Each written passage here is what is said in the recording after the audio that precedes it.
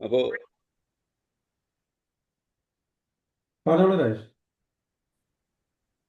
Hello. പറഞ്ഞോളൂ, ഞാൻ record ചെയ്തതാണ്. ഉം. Okay okay okay. അപ്പൊ അങ്ങനെ ഒരു കാര്യം നമ്മളിവിടെ കുറെ നാളായിട്ട് ഞങ്ങളുടെ ഒരു നോട്ടീസിൽ ഉള്ള ഒരു കാര്യമാണ്. അപ്പൊ അതുകൊണ്ടാണ് ഞങ്ങൾ ഇങ്ങനെ ഒരു ഫൈനാൻഷ്യൽ ഫ്രീഡം എന്നുള്ളൊരു സബ്ജക്ട് തിരഞ്ഞെടുക്കാനുള്ള ഒരു കാരണം. അപ്പൊ ഇതിലെന്താണെന്ന് വെച്ചിട്ടുണ്ടെങ്കിൽ പല ആൾക്കാർക്കും ഈ ഫൈനാൻഷ്യൽ ഫ്രീഡത്തിലേക്ക് എത്തണമെങ്കിൽ ഫൈനാൻഷ്യൽ പ്ലാനിങ് വേണം. അപ്പോൾ അതിന്റെ ഒരു ലാക്ക് ഓഫ് പ്ലാനിങ് ആണ് ഇങ്ങനെയുള്ള കുറെ കാര്യങ്ങൾ എന്നാണ് നമുക്ക് മനസ്സിലാക്കാൻ കഴിയുന്നത്. അപ്പൊ അങ്ങനെ ആലോചിച്ചപ്പോൾ അതിൽ കുറെ കാര്യങ്ങളുണ്ട്. ഒന്നാമത്തെ നമ്മളെ ഒരു ജോലി നഷ്ടപ്പെട്ടാൽ നമ്മൾ എന്ത് ചെയ്യണം? അപ്പൊ അതില് വരുന്നത് ഒരു എമർജൻസി ഫണ്ട്, അതുപോലെ തന്നെ ഇൻവെസ്റ്റ്മെന്റ്, പിന്നെ ഇൻഷുറൻസ്, അങ്ങനെ കുറെ കാര്യങ്ങൾ നമ്മൾ വരുന്നുണ്ട്. ഇതിൽ തന്നെ നമ്മളെ എമർജൻസി ഫണ്ട് ഉണ്ട്. ഈ എമർജൻസി ഫണ്ട് എങ്ങനെ നമ്മൾ ഉണ്ടാക്കണം, അല്ലെങ്കിൽ എത്ര എത്ര എമർജൻസി ഫണ്ട് വേണ്ടി വരും, ആഹ് ഒരു എമർജൻസിക്ക് വേണ്ടി നമ്മൾ എത്ര കരുതി വെക്കേണ്ടതുണ്ട്, അതുപോലെ തന്നെ ഈ ഫണ്ട് നമുക്ക് എങ്ങനെ ഉപയോഗിക്കാം, അല്ലെങ്കിൽ എങ്ങനെയാണ് ഇൻവെസ്റ്റ് ചെയ്യുക, ഈ ഫണ്ട് തന്നെ നമുക്ക് ഇൻവെസ്റ്റ് ചെയ്യാം, അതെങ്ങനെ ഇൻവെസ്റ്റ് ചെയ്യണം, കറക്റ്റ് ടൈമിൽ തിരിച്ച് കിട്ടുകയും വേണമല്ലോ. അപ്പൊ നമ്മൾ SIP പോലെയുള്ള കാര്യങ്ങളിലൊന്നും ചിലപ്പോൾ ഇട്ട് കഴിഞ്ഞാൽ നമുക്ക് ചിലപ്പോൾ എക്സാക്ട് നമുക്ക് എടുക്കാൻ പറ്റിയെന്ന് വരില്ല. അപ്പൊ അതെങ്ങനെ ചെയ്യേണ്ടി വരും. അപ്പൊ ഇങ്ങനെ കുറെ കാര്യങ്ങൾ നമ്മളുടെ ഇതിൽ വരുന്നുണ്ട്. അതുപോലെ SIP എന്ന സിസ്റ്റമാറ്റിക് ഇൻവെസ്റ്റ്മെന്റ് പ്ലാൻ ആണ്. അതുപോലെ തന്നെ SWP എന്ന് പറഞ്ഞാൽ സിസ്റ്റമാറ്റിക് ആയിട്ട് വിഡ്രോ ചെയ്യാൻ പറ്റാവുന്ന ഒരു പ്ലാൻ ആണത്. അപ്പോ അതൊക്കെ നമുക്ക് റിട്ടയർമെന്റിന് വേണ്ടി കുറെ കാര്യങ്ങൾ പ്ലാൻ ചെയ്യേണ്ടതുണ്ട്. അപ്പൊ ഇങ്ങനെയൊക്കെ കുറെ കാര്യങ്ങൾ നമ്മൾ പ്ലാൻ ചെയ്യാൻ വേണ്ടിയിട്ടാണ്, അല്ലെങ്കിൽ നമുക്ക് പറഞ്ഞു തരാൻ വേണ്ടിയിട്ടാണ് നമുക്ക് ഏറ്റവും അടുത്തറിയുന്ന നമ്മുടെ ഒരു സുഹൃത്ത് മുരളിജി പുന്നമന നമ്മുടെ കൂടെ ജോയിൻ ചെയ്തുള്ളത്. അപ്പോൾ അദ്ദേഹം എന്ന് പറയണമെങ്കിൽ SEBI registered multi mutual fund investor ആണ്. അതുപോലെ ഫിൻട്രേഡ് ഇൻവെസ്റ്റർ സർവീസസ് എന്ന് പറഞ്ഞിട്ട് ഇപ്പൊ തൃശ്ശൂർ ഒരു ബിസിനസ് സ്ഥാപനം സ്റ്റാർട്ട് ചെയ്തിട്ടുണ്ട്. പിന്നെ 27 വർഷം ദുബായിൽ ഉണ്ടായിരുന്നു, നമ്മുടെ കൂടെ ഉണ്ടായിരുന്ന ആളാണ്. പിന്നെ ട്രേഡ് ഫോളിയോ എന്നുള്ളൊരു ഞങ്ങളുടെ ഒരു വലിയൊരു ഗ്രൂപ്പ് ഉണ്ട്, അതിന്റെ ഒരു ഫൗണ്ടർ ആണെന്നാണ് ഞാൻ മനസ്സിലാക്കിയത്. അപ്പൊ ഇത്രയും കാര്യങ്ങളൊക്കെ ഉണ്ട്. അപ്പൊ ഞാൻ മുരളി പുന്നമനെ നമ്മൾ പരിചയപ്പെടുത്തുകയാണ്. മുരളിജി. നമസ്തേ രാജേഷ് ജി. എല്ലാവർക്കും നമസ്കാരം. ഞാൻ ഇതിലിപ്പോ രാജേഷ് ജി അല്ലാതെ ഞാനിപ്പോ അവിടെ ഇപ്പൊ രാജേഷ് ജി പറഞ്ഞ മാതിരി 10-27 വർഷം ഉണ്ടായാലും ഒരു 10-20 വർഷം നമ്മൾ സമിതി, ഏകത, ബാലഭാരതി സമിതിയിലൊക്കെ ഉണ്ടായിരുന്നു. അതിലിപ്പോ ഞാൻ രാജേഷ് ജി അല്ലാതെ ഞാൻ അറിയുന്ന ആരെങ്കിലും ഇതിലുണ്ടോ? എല്ലാവരും പുതിയ ആൾക്കാരാണോ? ഇതില് ഒരു രജിത് കുമാർ എന്ന് പറഞ്ഞിട്ട് ഒരാളുണ്ട്. പുള്ളി എനിക്ക് തോന്നുന്നത് അറിയുന്നു. Okay okay fine. ഓക്കെ, ഇനി നമുക്ക് ഇതിലിപ്പോ ഞാൻ പറഞ്ഞ എല്ലാ കാര്യങ്ങളും നമുക്ക് വിശദീകരിക്കാൻ പറ്റിയില്ലെങ്കിൽ പോലും ചുരുങ്ങിയ സമയം കൊണ്ട് ഒരു SIP ഇൻവെസ്റ്റ്മെന്റിനെ കുറിച്ചിട്ടും, അതുപോലെ ഇത് മ്യൂച്വൽ ഫണ്ട് എന്ന് പറഞ്ഞാൽ എന്താണെന്നും, അതിലെങ്ങനെ ഇൻവെസ്റ്റ് ചെയ്യാമെന്നും, അതുപോലെ ഈ മ്യൂച്വൽ ഫണ്ട് എങ്ങനെ നമുക്ക് തെരഞ്ഞെടുക്കാൻ പറ്റുന്നും, അങ്ങനെയുള്ള കുറച്ച് കാര്യങ്ങളെങ്കിലും പറഞ്ഞു കൊടുക്കാൻ പറ്റുവാണെങ്കിൽ ഒരു ഇനീഷ്യലി കാര്യങ്ങൾ, ബാക്കി നമുക്ക് ഡീറ്റെയിൽ ആയിട്ട് തന്നെ ഇനി വരുന്ന ക്ലാസ്സുകളിലേക്ക് നമുക്ക് അതെ കിടക്കാം. അതെ, ഇതിപ്പോ രാജേഷ് പറഞ്ഞ ഒരുപാട് കാര്യങ്ങൾ പറഞ്ഞു. എല്ലാം കൂടി ഇപ്പൊ നമുക്ക് ഒരു സെഷനിൽ ഉൾപ്പെടുത്താൻ കഴിഞ്ഞാൽ അത് വളരെ ലോങ് ആയി പോകും. അപ്പൊ അതിൽ നമുക്ക് എന്തായാലും ഒരു ബിഗിനിങ് ചെയ്തു വെക്കാം, കുറച്ച് ഇനീഷ്യൽ കാര്യങ്ങൾ പറയാം, പിന്നെ നമുക്കിതൊരു കണ്ടിന്യൂസ് പ്രോസസ്സിലൂടെ നമുക്ക് ബാക്കി കാര്യങ്ങൾ മനസ്സിലാക്കാം. ഓക്കെ. സ്ക്രീന് എല്ലാവർക്കും കാണുന്നുണ്ടോ? സ്ലൈഡ് കാണുന്നുണ്ടോ? കാണുന്നുണ്ട്. Okay okay fine. ഓക്കെ, അപ്പോൾ രാജേഷ് ജി പരിചയപ്പെടുത്തി കഴിഞ്ഞു. അപ്പോൾ സെഷൻ തുടങ്ങുന്നതിന് മുമ്പ് ജനറലായിട്ട് പറയുകയാണ്, ഇപ്പോൾ നമ്മളിതൊരു സെഷൻ ഒരു എഡ്യൂക്കേഷൻ പർപ്പസിൽ എടുക്കുന്ന സെഷനാണ്. അപ്പോൾ ഇത് ഏതെങ്കിലും ഒരു പ്രൊഡക്റ്റ് പ്രൊമോട്ട് ചെയ്യാൻ വേണ്ടിയിട്ടോ ഏതെങ്കിലും ഒരു പർട്ടിക്കുലർ ഇൻവെസ്റ്റ്മെന്റ് ചെയ്യാൻ വേണ്ടിയിട്ട് റെക്കമെൻഡേഷൻ ഒന്നും അല്ല. ജനറലി ഒരു പരിചയപ്പെടുത്തില്ല. എന്തെങ്കിലുമൊക്കെ നമ്മൾ പ്രൊഡക്റ്റിനെ കുറിച്ച് പറയുമ്പോഴും അതൊരു എക്സാമ്പിൾ മാത്രമാണ്. നിങ്ങൾ ഇൻവെസ്റ്റ് ചെയ്യുന്നതിന് മുമ്പ് നിങ്ങൾ പ്രോപ്പറായിട്ട് സ്റ്റഡി ചെയ്ത് അതിലൊക്കെ പ്രോപ്പറായിട്ടുള്ള ഒരാളെടുത്ത് അഭിപ്രായം ചോദിച്ചിട്ട് ചെയ്യാം. അത് നമ്മൾ ശ്രദ്ധിക്കേണ്ട കാര്യമാണ്. ഓക്കെ, അപ്പോൾ നമ്മൾ സെഷനിലേക്ക് സ്വാഗതം. ഇതൊരു ഡിസ്ക്ലൈമർ ആണ് കേട്ടോ. അതെ, അതൊരു ഡിസ്ക്ലെയിമർ ആണ്. അതായത് നമ്മളത് കാര്യങ്ങൾ പറഞ്ഞു തരും.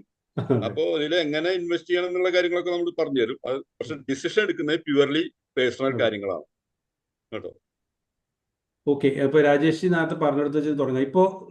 ഇപ്പൊ നിങ്ങളുടെ സാലറി, ഇന്ന് നിങ്ങളുടെ സാലറി സ്റ്റോപ്പ് ചെയ്യുന്നു, അല്ലെങ്കിൽ നാളെ നിങ്ങൾക്ക് ജോലി നഷ്ടപ്പെടുത്തു കഴിഞ്ഞാൽ എത്ര മാസം ജീവിക്കാനുള്ള പൈസ നിങ്ങളുടെ കയ്യിലുണ്ട്? ഈ ഒരു ചോദ്യം നിങ്ങൾ എപ്പോഴെങ്കിലും ചോദിച്ചിട്ടുണ്ടോ? അപ്പൊ ആരെങ്കിലും ഒക്കെ ഒന്ന് ചാറ്റ് ബോക്സിൽ ഇടാൻ പറ്റും. ഇപ്പൊ ഓക്കെ, എൻ്റെ കയ്യിൽ ഇത്ര മാസം ജീവിക്കാനുള്ള ഫണ്ട് എൻ്റെ കയ്യിലുണ്ട്, നാളെ സാലറി പോയി കഴിഞ്ഞാലും. ആ ഒരു സ്റ്റേജിലുള്ള ആളുകൾ എത്ര പേരുണ്ട്?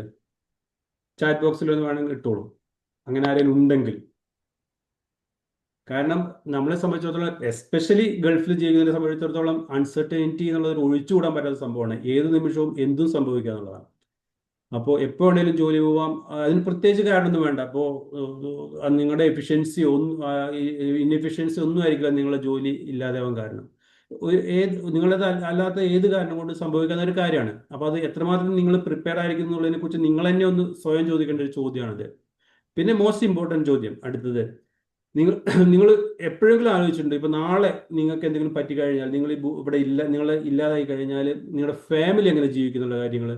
ഇത് നിങ്ങൾക്ക് എല്ലാവർക്കും പേഴ്സണലി എക്സ്പീരിയൻസ് ഉള്ള കാര്യമായിരിക്കും. പ്രത്യേകിച്ച് ഇപ്പൊ ഞാൻ ഈ ചോദ്യം ചോദിക്കുമ്പോൾ തന്നെ നമ്മുടെ കൂടെ അവിടെ ഒരുപാട് കാലം സമിതിയിലും ബാലബാധ്യയിലൊക്കെ ഉണ്ടായിരുന്ന പലരുടെ മുഖങ്ങൾ എൻ്റെ മനസ്സിൽ വരുന്നുണ്ട്. കാരണം ഒരു സുപ്രഭാതത്തിൽ അവർ ഇല്ലാതാവുന്നു, അവർ ഫാമിലി പിന്നെ എങ്ങനെ ജീവിക്കണം എന്നുള്ള ഒരു പ്രതിസന്ധി നേരിടുന്നു.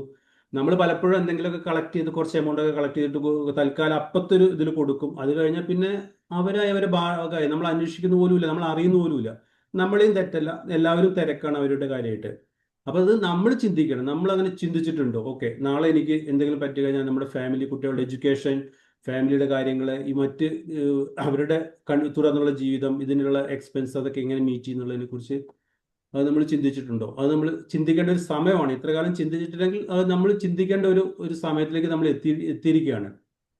ഇതിലൊരു പ്രശ്നം എന്ന് വെച്ചാൽ, ഇപ്പോൾ ഈ ഫൈനാൻഷ്യൽ പ്ലാനിംഗ് എന്ന് പറഞ്ഞാൽ, ഇപ്പോൾ എനിക്കറിയാം രാജേഷ് കുറേ കാലമായി ഇപ്പോൾ ഇങ്ങനെ സെഷൻ എടുക്കണം എന്ന് പറഞ്ഞു. അപ്പോഴൊക്കെ നമ്മൾ പിന്നെ പലതരം തടസ്സങ്ങളൊക്കെ വന്നിട്ടുണ്ട്. അപ്പോഴും എപ്പോഴും ഒരു കൺസേൺ എന്താണെന്ന് വെച്ചെങ്കിൽ, ഈ ഫൈനാൻഷ്യൽ പ്ലാനിംഗ് എന്ന് പറയുമ്പോൾ നമ്മളല്ലാതെ ആരെടുത്ത് പറയുമ്പോഴും അത് കുറേ പൈസ ഉള്ള ആളുകൾ ചെയ്യുന്ന ഒരു പരിപാടിയാണ്. കുറേ പൈസ ഉള്ളവർ പിന്നെ അത് എങ്ങനെ മാനേജ് ചെയ്യാന്ന് പറയുന്ന കാര്യമാണ് എന്നുള്ള ഒരു മിസ്അണ്ടർസ്റ്റാൻഡിങ് ഉണ്ട്. ആക്ച്വലി ഫൈനാൻഷ്യൽ പ്ലാനിംഗ് എന്ന് പറഞ്ഞാൽ എത്ര നിങ്ങൾ പൈസ ഉണ്ടാക്കുന്ന പൈസയെ കുറിച്ചല്ല, നിങ്ങൾ ഉണ്ടാക്കുന്ന പൈസ അത് എങ്ങനെ നിങ്ങൾ മാനേജ് ചെയ്യുന്നുള്ളതാണ് ഇമ്പോർട്ടന്റ്. ഇപ്പൊ നിങ്ങൾ പലപ്പോഴും വായിച്ചിട്ടുണ്ടാവും, കേട്ടിട്ടുണ്ടാവും, ഈ ലോട്ടറി അടിച്ച ആളുകൾ, ഒരു കോടിക്കണക്കിന് രൂപ ലോട്ടറി അടിച്ച ആളുകൾ ഒരു 3-4 വർഷം കഴിഞ്ഞ് കഴിഞ്ഞാൽ അവർ പിന്നെയും പഴയ പൊസിഷനിൽ എത്തിയിട്ടുണ്ടാവും. ഇത് നമ്മുടെ നാട്ടിൽ മാത്രമല്ല, ഇന്റർനാഷണലി ഞാൻ ഇതിനെക്കുറിച്ച് അപ്പം ഒരു ഗൂഗിൾ സെർച്ച് ഒക്കെ നടത്തി പഠിച്ച് നോക്കിയപ്പോൾ ഏകദേശം 70% ആളുകൾ ലോട്ടറി കിട്ടുന്നവരെ ഒരു 5 ഇയേഴ്സിൻ്റെ ഉള്ളിൽ അവർ പഴയ ഫിനാൻഷ്യൽ പൊസിഷനിൽ എത്തിയിട്ടുണ്ടാവുന്നതാണ്. അതിന് കാരണം അവർ പൈസ ഉണ്ടാക്കി, പക്ഷെ അവർക്ക് അത് മാനേജ് ചെയ്യാൻ അറിയില്ലായിരുന്നു. അപ്പൊ നമ്മൾ എത്ര പൈസ ഉണ്ടാക്കുന്നു എന്നതല്ല നമ്മുടെ ക്വസ്റ്റ്യൻ, അത് നമുക്ക് മാനേജ് ചെയ്യാൻ പറ്റുക എന്നുള്ളത്. അതിനെക്കുറിച്ചാണ് നമ്മൾ ഫൈനാൻഷ്യൽ പ്ലാനിങ്ങിൽ പറയുന്നത്. അല്ലാതെ എനിക്ക് അത്ര പൈസയൊന്നുമില്ല എന്നുള്ള നിങ്ങൾ ഒഴിഞ്ഞു മാറേണ്ട ഒരു സംഭവം അല്ല അത്. അതുപോലെ തന്നെ ഫൈനാൻഷ്യൽ പ്ലാനിങ് എന്ന് പറഞ്ഞു കഴിഞ്ഞാൽ നമ്മുടെ പൈസ, ആ പൈസ നമുക്ക് വേണ്ടി പണിയെടുക്കുന്ന ഒരു അവസ്ഥ, അതാണ്.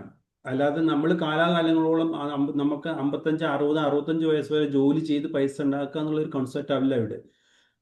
നമ്മൾ ഉണ്ടാക്കിയ പൈസ ഒരു കാലം കഴിഞ്ഞു കഴിഞ്ഞാൽ നമുക്ക് വേണ്ടി പണിയെടുക്കും. നിങ്ങൾ ജസ്റ്റ് ഒന്ന് ഇമാജിൻ ചെയ്ത് നോക്ക്. നിങ്ങളിപ്പോൾ നിങ്ങളെ 1200 രൂപ 1400 രൂപ കൊടുത്തു കഴിഞ്ഞാൽ നിങ്ങൾക്ക് TCS, ടാറ്റ കൺസൾട്ടൻസി സർവീസിന്റെ ഒരു ഷെയർ വാങ്ങിക്കാൻ പറ്റും. TCSന്റെ അണ്ടറിൽ ഏകദേശം 10 ലക്ഷത്തോളം employees across the globe work ചെയ്യുന്നുണ്ട്. അതായത് നിങ്ങൾ ആ TCS എന്ന കമ്പനിയുടെ ഒരു ഷെയർ വാങ്ങിക്കുമ്പോൾ നിങ്ങൾ അതിന്റെ ഒരു ഓണറാണ്. എത്ര ചെറിയ പെർസെൻറ്റേജ് ആയാലും നിങ്ങൾ അതിന്റെ ഓണറാണ്. ഈ 10 ലക്ഷം പേര് പണിയെടുക്കുന്നത് നിങ്ങൾക്ക് വേണ്ടിയിട്ടാണ്, നിങ്ങൾക്ക് കൂടി വേണ്ടിയിട്ടാണ്. നിങ്ങൾ കടന്നുറങ്ങുമ്പോഴും, നിങ്ങൾ വെക്കേഷനിലാകുമ്പോഴും, നിങ്ങൾ സിനിമ കാണുമ്പോഴും എല്ലാം എവിടെയെങ്കിലുമൊക്കെ ഇരുന്ന് ഈ TCSന്റെ എംപ്ലോയീസ് പണിയെടുക്കുന്നുണ്ട്. അതിന്റെ ഒരു ചെറിയ ഷെയർ നിങ്ങൾക്ക് കിട്ടും. അപ്പൊ അതാണ്, നമ്മുടെ പൈസ നമുക്ക് വേണ്ടി പണിയെടുക്കണം. ആ ഒരു സിറ്റുവേഷനിലേക്ക് നമ്മൾ എത്തണം. ഇതിന്റെ മോസ്റ്റ് ഇമ്പോർട്ടന്റ് കാര്യം, ഈ ഫൈനാൻഷ്യൽ ഫ്രീഡത്തിലേക്ക് നമ്മളുള്ള ജേണി, അതിന്റെ സ്റ്റാർട്ടിങ്ങിന് വേണ്ടി നിങ്ങൾക്ക് ഒരുപാട് ഇൻകം അല്ല വേണ്ടത്, നിങ്ങൾക്ക് പ്രത്യേകിച്ച് വലിയ ജോലികളൊന്നുമല്ല വേണ്ടത്. നമ്മളെ മൈൻഡ് സെറ്റ് ആണ് ഇതിൽ ഏറ്റവും ഇമ്പോർട്ടന്റ്. അതായത് ഫൈനാൻഷ്യൽ ഫ്രീഡത്തിൽ 80% നമ്മളെ മൈൻഡ് സെറ്റ്, സൈക്കോളജി, ഇമോഷൻ ആണ്. 20% ആണ് ഫൈനാൻഷ്യൽ ആയിട്ടുള്ള കാര്യങ്ങൾ വരുന്നുള്ളൂ. അത് ഫൈനാൻഷ്യൽ ഫ്രീഡം കിട്ടാൻ വേണ്ടി നമുക്ക് ഏറ്റവും ആദ്യം വേണ്ടത് നിങ്ങൾക്ക് ആ ഒരു മൈൻഡ് സെറ്റ് ഉണ്ടാവുന്നതാണ്. ഇപ്പൊ ഇന്ന് ഇത്രയും പേര് ഇവിടെ പങ്കെടുക്കുന്നുള്ളത് കൊണ്ട് തന്നെ അതിന്റെ ഒരു പോസിറ്റീവ് സൈഡ് എന്താണെന്ന് വെച്ചെങ്കിൽ, അറ്റ്ലീസ്റ്റ് ഇത്രയും പേര്, എനിക്കറിയാം രാജേഷ് ഇതിനേക്കാൾ എത്രയോ കൂടുതൽ പേര് അത് അറിയിച്ചിട്ടുണ്ടാവും. അപ്പൊ ഇത്രയും പേര് പങ്കെടുക്കുമ്പോൾ തന്നെ നിങ്ങൾക്ക് അറ്റ്ലീസ്റ്റ് ആ ഫസ്റ്റ് കടമ്പ് നിങ്ങൾ കുറച്ച് കടന്നിരിക്കണം. അതായത് ഒരു മൈൻഡ് സെറ്റ്, അതൊക്കെ എനിക്ക് ആ ഒരു ഫൈനാൻഷ്യൽ ഫ്രീഡത്തിലേക്ക് വേണം എന്നുള്ളൊരു മൈൻഡ് സെറ്റ് നിങ്ങൾ ഡെവലപ്പ് ചെയ്തിട്ടുണ്ട് എന്നുള്ളത് വലിയൊരു അഡ്വാൻറ്റേജ് ആണ്. അത് തന്നെ ആ ഫസ്റ്റ് സ്റ്റേജിന് നിങ്ങൾ കടന്നിരിക്കുകയാണ്.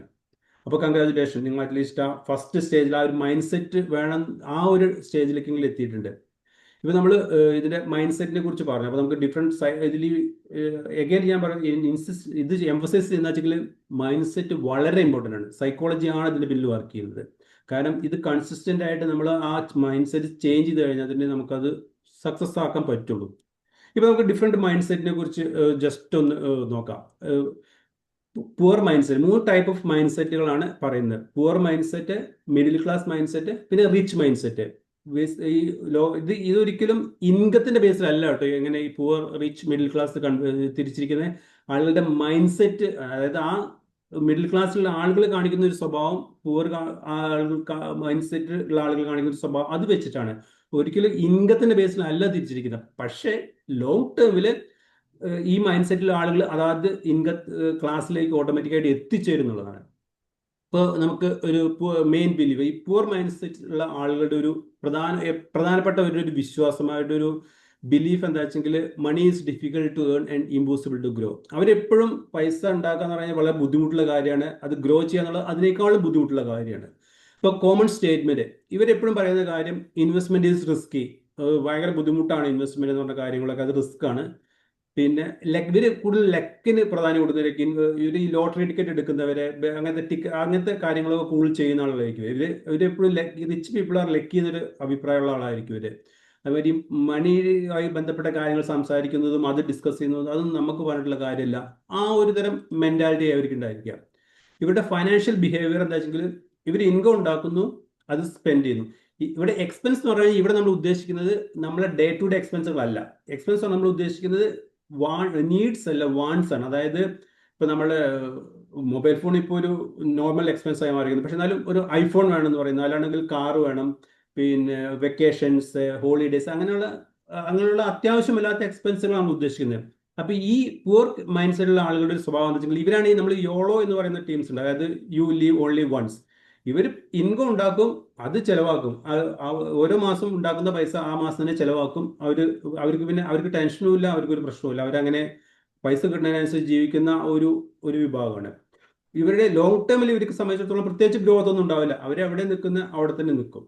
അതാണ് അത്. ഇനി നെക്സ്റ്റ് ആണ് മിഡിൽ ക്ലാസ്. ഇതാണ് മോസ്റ്റ് ഓഫ് us, അതായത് നമ്മൾ ഭൂരിഭാഗം ആൾക്കാരും ഇതാണ് ഈ മിഡിൽ ക്ലാസ്. ഇവരെ സംബന്ധിച്ചിടത്തോളം ഫാമിലിയാണ് ഇമ്പോർട്ടന്റ്. അവർ സെക്യൂരിറ്റിയാണ് അവർ ഏറ്റവും കൂടുതൽ ഇമ്പോർട്ടൻസ് കൊടുക്കുക. അതായത് ഫാമിലിക്കുള്ള സെക്യൂരിറ്റി, അതിനാണ് അവർ ഇമ്പോർട്ടൻസ് കൊടുക്കുക. അപ്പൊ ഇവരെപ്പോഴും ഉദ്ദേശിക്കുന്നത് I want A safe job. എനിക്ക് എപ്പോഴും നല്ല സെക്യൂർ ആയിട്ടുള്ള ഒരു ജോബ് വേണം. അതിന്റെ ആ ജോബ് സെക്യൂരിറ്റിക്ക് വേണ്ടിയിട്ട് നമ്മൾ വീക്കെൻഡിൽ വർക്ക് ചെയ്യും, ലേറ്റ് സിറ്റിംഗ് നടത്തും, നമ്മൾ എന്ത് വിട്ടുവീഴ്ചയ്ക്ക് നമ്മൾ തയ്യാറാവും. ഒരു don't take too much risk. ഒരുപാട് റിസ്ക് എടുക്കാനുള്ള ഒരു കോൺഫിഡൻസ്, ധൈര്യം അവർക്ക് ഉണ്ടാവില്ല. കാരണം അവർക്ക് ഫാമിലി ഉണ്ട്, കുട്ടികളുണ്ട്. അപ്പോൾ അതിൻ്റെ സേഫ്റ്റിയാണ് അവർ കുറച്ച് സേവ് ചെയ്ത് കഴിഞ്ഞിട്ട് അത് തന്നെ ഇനഫ് ആണെന്നുള്ള അഭിപ്രായക്കാരാണ്. അവർ കുറച്ച് പൈസ സേവ് ചെയ്യുക എന്നത് മാത്രമാണ് ഇത്തരം മെന്റാലിറ്റി ഉള്ള ആളുകളുടെ മൈൻഡ് സെറ്റ്. ഇവിടെ ഫൈനാൻഷ്യൽ ബിഹേവിയർ ആണെങ്കിൽ ഇവർ ഇൻകം ഉണ്ടാക്കുന്നു, എന്നിട്ട് ലയബിലിറ്റീസ് ക്രിയേറ്റ് ചെയ്യുന്നു, അത് വെച്ച് എക്സ്പെൻസ് ചെയ്യുന്നു, എന്നിട്ട് ബാക്കി ഒന്ന് സേവ് ചെയ്യുന്നു. അതായത് ഇൻകം ഉണ്ടാക്കുമ്പോൾ ഫോർ എക്സാമ്പിൾ ഇപ്പോൾ ഒരു ഒരാൾ ഒരു 25 വയസ്സുള്ള ഒരാൾക്ക് ഒരു ജോലി കിട്ടിക്കഴിഞ്ഞാൽ അവൻ ഒരു അത്യാവശ്യം ശമ്പളം കിട്ടിക്കഴിഞ്ഞാൽ അപ്പോൾ അവനെ മൊബൈൽ ഫോൺ ഒന്ന് അപ്ഗ്രേഡ് ചെയ്യണം. അപ്പോൾ മൊബൈൽ ഫോൺ അപ്ഗ്രേഡ് ചെയ്യാൻ മാത്രം സാലറി അവൻ്റെ കയ്യിൽ ഉണ്ടായിട്ടുണ്ടല്ലോ. അപ്പോൾ അവൻ എന്ത് ചെയ്യും, EMI എടുക്കും. അപ്പോൾ അവിടെ ലയബിലിറ്റി ക്രിയേറ്റ് ചെയ്തു, എന്നിട്ട് അത് എക്സ്പെൻസ് ചെയ്യുന്നു. പിന്നെ അപ്പോൾ അടുത്ത ഒരു മാസം കൂടി കഴിയുമ്പോൾ ചിലപ്പോൾ അയാൾക്ക് ഒരു കാറ് വാങ്ങിക്കണമെന്നായിരിക്കും. അപ്പോൾ എഗെയിൻ വെഹിക്കിൾ ലോൺ എടുക്കുന്നു, അത് ഒരു ലയബിലിറ്റി ക്രിയേറ്റ് ചെയ്തു. പിന്നെ അപ്പോഴേക്കും ഹോം ലോൺ ആയി, പിന്നെ ചെറിയ ചെറിയ എക്സ്പെൻസ് ക്രെഡിറ്റ് കാർഡ് എടുക്കുന്നു. ഇങ്ങനെ ലയബിലിറ്റി ക്രിയേറ്റ് ചെയ്തുകൊണ്ടേ ഇരിക്കും ഇവര്. ഈ ലയബിലിറ്റി മീറ്റ് ചെയ്യാൻ വേണ്ടിയിട്ട് ഇവര് വർക്ക് ചെയ്തുകൊണ്ട് ഇൻകം ഉണ്ടാക്കും. എന്നിട്ട് ഈ ലൈഫ് ഇങ്ങനെ ഇൻകം ക്രിയേറ്റ് ചെയ്യുന്നു, ലയബിലിറ്റി സെറ്റിൽ ചെയ്യുന്നു, എന്നിട്ട് എക്സ്പെൻസ് വരുത്തുന്നു. ഇതിൽ എന്തെങ്കിലും ബാക്കി വരുമ്പോൾ അത് സേവ് ചെയ്യുന്നു. ഇവരെ സംബന്ധിച്ചിടത്തോളം ലിമിറ്റഡ് ഗ്രോത്ത് ആണ്. ഒരു ചെറിയ സേവിങ്സ് ഉള്ളത് കൊണ്ട് അവർ ആ ഒരു ലിമിറ്റഡ് ഗ്രോത്ത് ഉണ്ടെന്നുള്ളതാണ്. നെക്സ്റ്റ് വരുന്നതാണ് റിച്ച് പീപ്പിൾ. ഈ റിച്ച് പീപ്പിളുടെ മെന്റാലിറ്റി എന്ന് പറഞ്ഞാൽ അവര് എപ്പോഴും പണം എങ്ങനെ ഗ്രോ ചെയ്യാം എന്നുള്ളതിനെ കുറിച്ചാണ്. അവര് വിചാരിക്കുന്നത് money can grow if manage wisely. നമ്മൾ വളരെ ബുദ്ധിപൂർവ്വം ചെയ്തു കഴിഞ്ഞാൽ പൈസ ഗ്രോ ചെയ്യാം എന്നുള്ള ആ ഒരു മെന്റാലിറ്റിയാണ് അവർക്ക് എപ്പോഴും ഉണ്ടായിരിക്കുക. ഇവരെപ്പോഴും how can I make money grow, money should work for me, invest for the long term. ഈ ചിന്തയായിരിക്കും എപ്പോഴും അവരെങ്ങനെയാണ് പണത്തെ വളർത്തിക്കൊണ്ടുവരാം, എവിടെ ഇൻവെസ്റ്റ് ചെയ്താലും വളരാം, ഈ പണം എനിക്ക് വേണ്ടി പണിയെടുക്കണം എന്നുള്ളൊരു മെന്റാലിറ്റി ആയിരിക്കും. അതുപോലെ തന്നെ ലോങ് ടേമിലേക്ക് ഇൻവെസ്റ്റ് ചെയ്യുക എന്നുള്ളതായിരിക്കും. ഈ കാറ്റഗറിപ്പെട്ട ആളുകളുടെ ഫൈനാൻഷ്യൽ ബിഹേവിയർ എന്ന് പറഞ്ഞു കഴിഞ്ഞാൽ അവർ ഇൻകം ഉണ്ടാക്കുന്നു, ഇൻവെസ്റ്റ് ചെയ്യുന്നു, ആ ഇൻവെസ്റ്റ്മെന്റിൽ നിന്ന് കിട്ടുന്ന ഇൻകം ഉപയോഗിച്ചിട്ട് അവർ സ്പെൻഡ് ചെയ്യുന്നു. അത് ഇൻവെസ്റ്റ് ഇപ്പോൾ അവർ ഫസ്റ്റ് ഇൻകം കിട്ടിക്കഴിഞ്ഞാൽ അവർ എവിടെയെങ്കിലും എന്തെങ്കിലും പ്രൊഡക്റ്റുകളിൽ ഇൻവെസ്റ്റ് ചെയ്യുന്നു, എന്തെങ്കിലും ചെറിയ അതിൽ നിന്ന് എന്തെങ്കിലും റിട്ടേൺ കിട്ടിക്കഴിഞ്ഞാൽ അത് സ്പെൻഡ് ചെയ്യുന്നു. ഇവരിങ്ങനെ ഇൻകം ഉണ്ടാക്കുന്നത് കീപ്പ് ഓൺ ഇൻവെസ്റ്റഡ്. അപ്പോൾ ഒരു ലോങ് ടേമിൽ എവിടെ വെച്ചെങ്കിൽ ഇവര് ഈ ഇൻവെസ്റ്റ് ചെയ്ത money is enough to meet their expenses. ആ പൈസ കൊണ്ട് തന്നെ അവരുടെ എക്സ്പെൻസ് മീറ്റ് ചെയ്യാനുള്ള ഒരു ലെവലിലേക്ക് അവർ എത്തുന്നു. അതോടുകൂടി അവർക്ക് ഫൈനാൻഷ്യൽ ഫ്രീഡം അറ്റൈൻ ചെയ്യുന്നു. ഇതാണ് ഒരു ബേസിക് ആയിട്ട് ഈ 3 കാറ്റഗറി ആളുകളുടെ ഒരു ബിഹേവിയർ പാറ്റേൺ. ഇനി വേൾഡ് വൈഡ് ഇതിന്റെ പെർസെൻറ്റേജ് ഓഫ് പോപ്പുലേഷൻ എടുത്തു കഴിഞ്ഞാൽ 50-60% പീപ്പിൾ പുവർ മെന്റാലിറ്റി ഉള്ള ഒരു മൈൻഡ് സെറ്റുള്ള ആളുകളും 30-40% മിഡിൽ ക്ലാസ്സുമാണ്. റിച്ച് മെന്റാലിറ്റി ഉള്ള ആളുകൾ 5-10% വേൾഡ് വൈഡ് ഉള്ളൂ. അപ്പൊ നമ്മുടെ ടാർഗറ്റ് എന്താ വെച്ചെങ്കിൽ ഈ 5-10% നമ്മൾ എത്തിപ്പെടുക എന്നുള്ളതാണ്. അത് നിങ്ങൾ 4 പുറം നോക്കിക്കഴിഞ്ഞാലും ഇത് കാണാവുന്നതാണ്. ഇഷ്ടംപോലെ പൈസ ഉണ്ടാക്കിയ ആളുകളും, ഇപ്പോൾ രാജേഷ് തുടക്കത്തിലേ പറഞ്ഞു, ഗൾഫിൽ നിന്നൊക്കെ റിട്ടേൺ പൈസ ഉണ്ടാക്കി തിരിച്ചു വന്ന ആളുകളും തിരിച്ചു വന്ന അതേമാതിരി ഗൾഫിലേക്ക് തിരിച്ചു വരുന്നുണ്ട്. അതെന്തുകൊണ്ടാണ്? അവർ ആ ഒരു റിച്ച് മെന്റാലിറ്റിയോട് കൂടി, ആ മൈൻഡ് സെറ്റോട് കൂടി ആ പണം പ്രോപ്പറായിട്ട് ഇൻവെസ്റ്റ് ചെയ്യാനോ ഗ്രോ ചെയ്യാനോ ശ്രമിച്ചില്ല എന്നുള്ളതാണ്. അപ്പോൾ ഫിനാൻഷ്യൽ സക്സസ് എന്ന് പറഞ്ഞു കഴിഞ്ഞാൽ ജസ്റ്റ് ഇൻകം ജനറേറ്റ് ചെയ്യുക മാത്രമല്ല, അത് നമ്മുടെ ഡിസിപ്ലിനോട് കൂടി നമ്മളത് ഇൻവെസ്റ്റ് ചെയ്യും. ആ ഒരു മൈൻഡ് സെറ്റ് നമ്മൾ ക്രിയേറ്റ് ചെയ്യണം.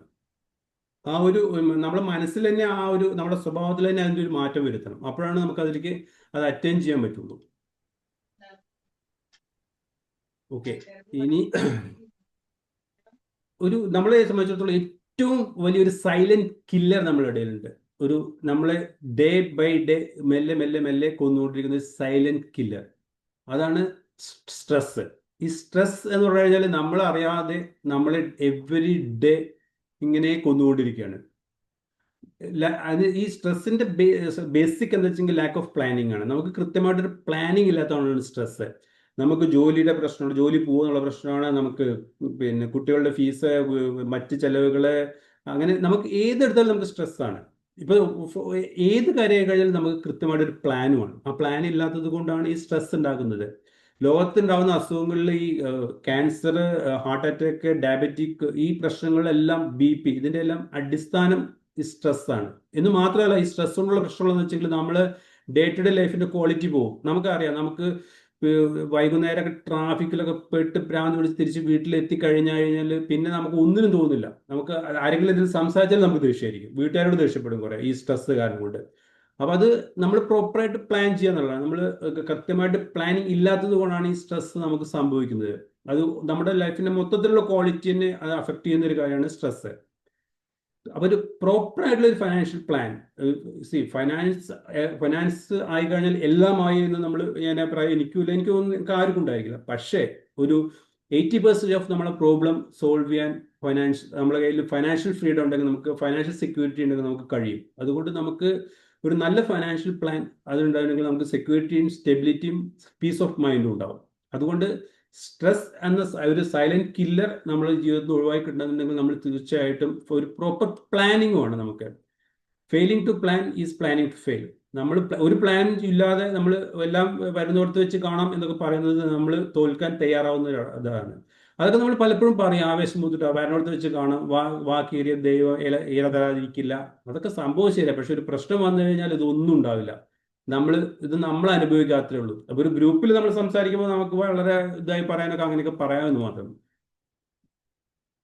ഓക്കെ, ഇനി നമുക്ക് ഇപ്പൊ നമ്മൾ ഇത്രയും പ്രശ്നങ്ങൾ പറഞ്ഞു, നമുക്ക് ഇത് എങ്ങനെ ഇതിന്റെ ഒരു 5 foundation of personal financial planning എന്തൊക്കെയാണെന്നുള്ളതിനെ കുറിച്ച് ജസ്റ്റ് ഇവിടെ നേരത്തെ പറഞ്ഞ പോലെ നമ്മൾ ഷോർട്ട് ആയിട്ടുള്ള കാര്യങ്ങൾ പറയുന്നത്. പിന്നെ നമുക്ക് കണ്ടിന്യൂസ് സെഷനിൽ നമുക്ക് അടുത്ത ഡീറ്റെയിൽസ് ആയിട്ടുള്ള സെഷൻസ് എടുക്കാം. വേണമെങ്കിൽ 1-to-1 സെഷനിൽ നമുക്ക് ഡിസ്കസ് ചെയ്യാം, ഞാൻ അവൈലബിൾ ആയിരിക്കും.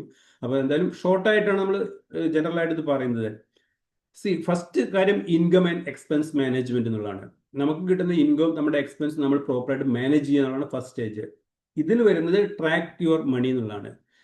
ബഡ്ജറ്റിംഗ്, നമ്മുടെ എക്സ്പെൻസ് നമുക്ക് എത്ര പൈസ കിട്ടുന്നത് വെച്ചെങ്കിൽ അത് കൃത്യമായിട്ട് നമ്മൾ നോട്ട് ഡൗൺ ചെയ്യാം. അപ്പോൾ പല സ്റ്റഡിയിലും പറഞ്ഞിരിക്കുന്നത് എന്താണെന്ന് വെച്ചെങ്കിൽ നമ്മൾ പ്രോപ്പറായിട്ട് ബഡ്ജറ്റ്, അതായത് നമ്മൾ ഓരോ മന്ത് നമ്മുടെ എക്സ്പെൻസുകൾ നോട്ട് ഡൗൺ ചെയ്ത് കഴിഞ്ഞാൽ തന്നെ അറ്റ്ലീസ്റ്റ് 10% നമുക്ക് സേവ് ചെയ്യാൻ കഴിയും. കാരണം നമ്മൾ അറിയാതെ പോകുന്ന പല കാര്യങ്ങളും, പല ഡ്യൂപ്ലിക്കേറ്റ് എക്സ്പെൻസുകളും ഒക്കെ നമുക്ക് അത് ക്ലിയർ ചെയ്യാൻ പറ്റും.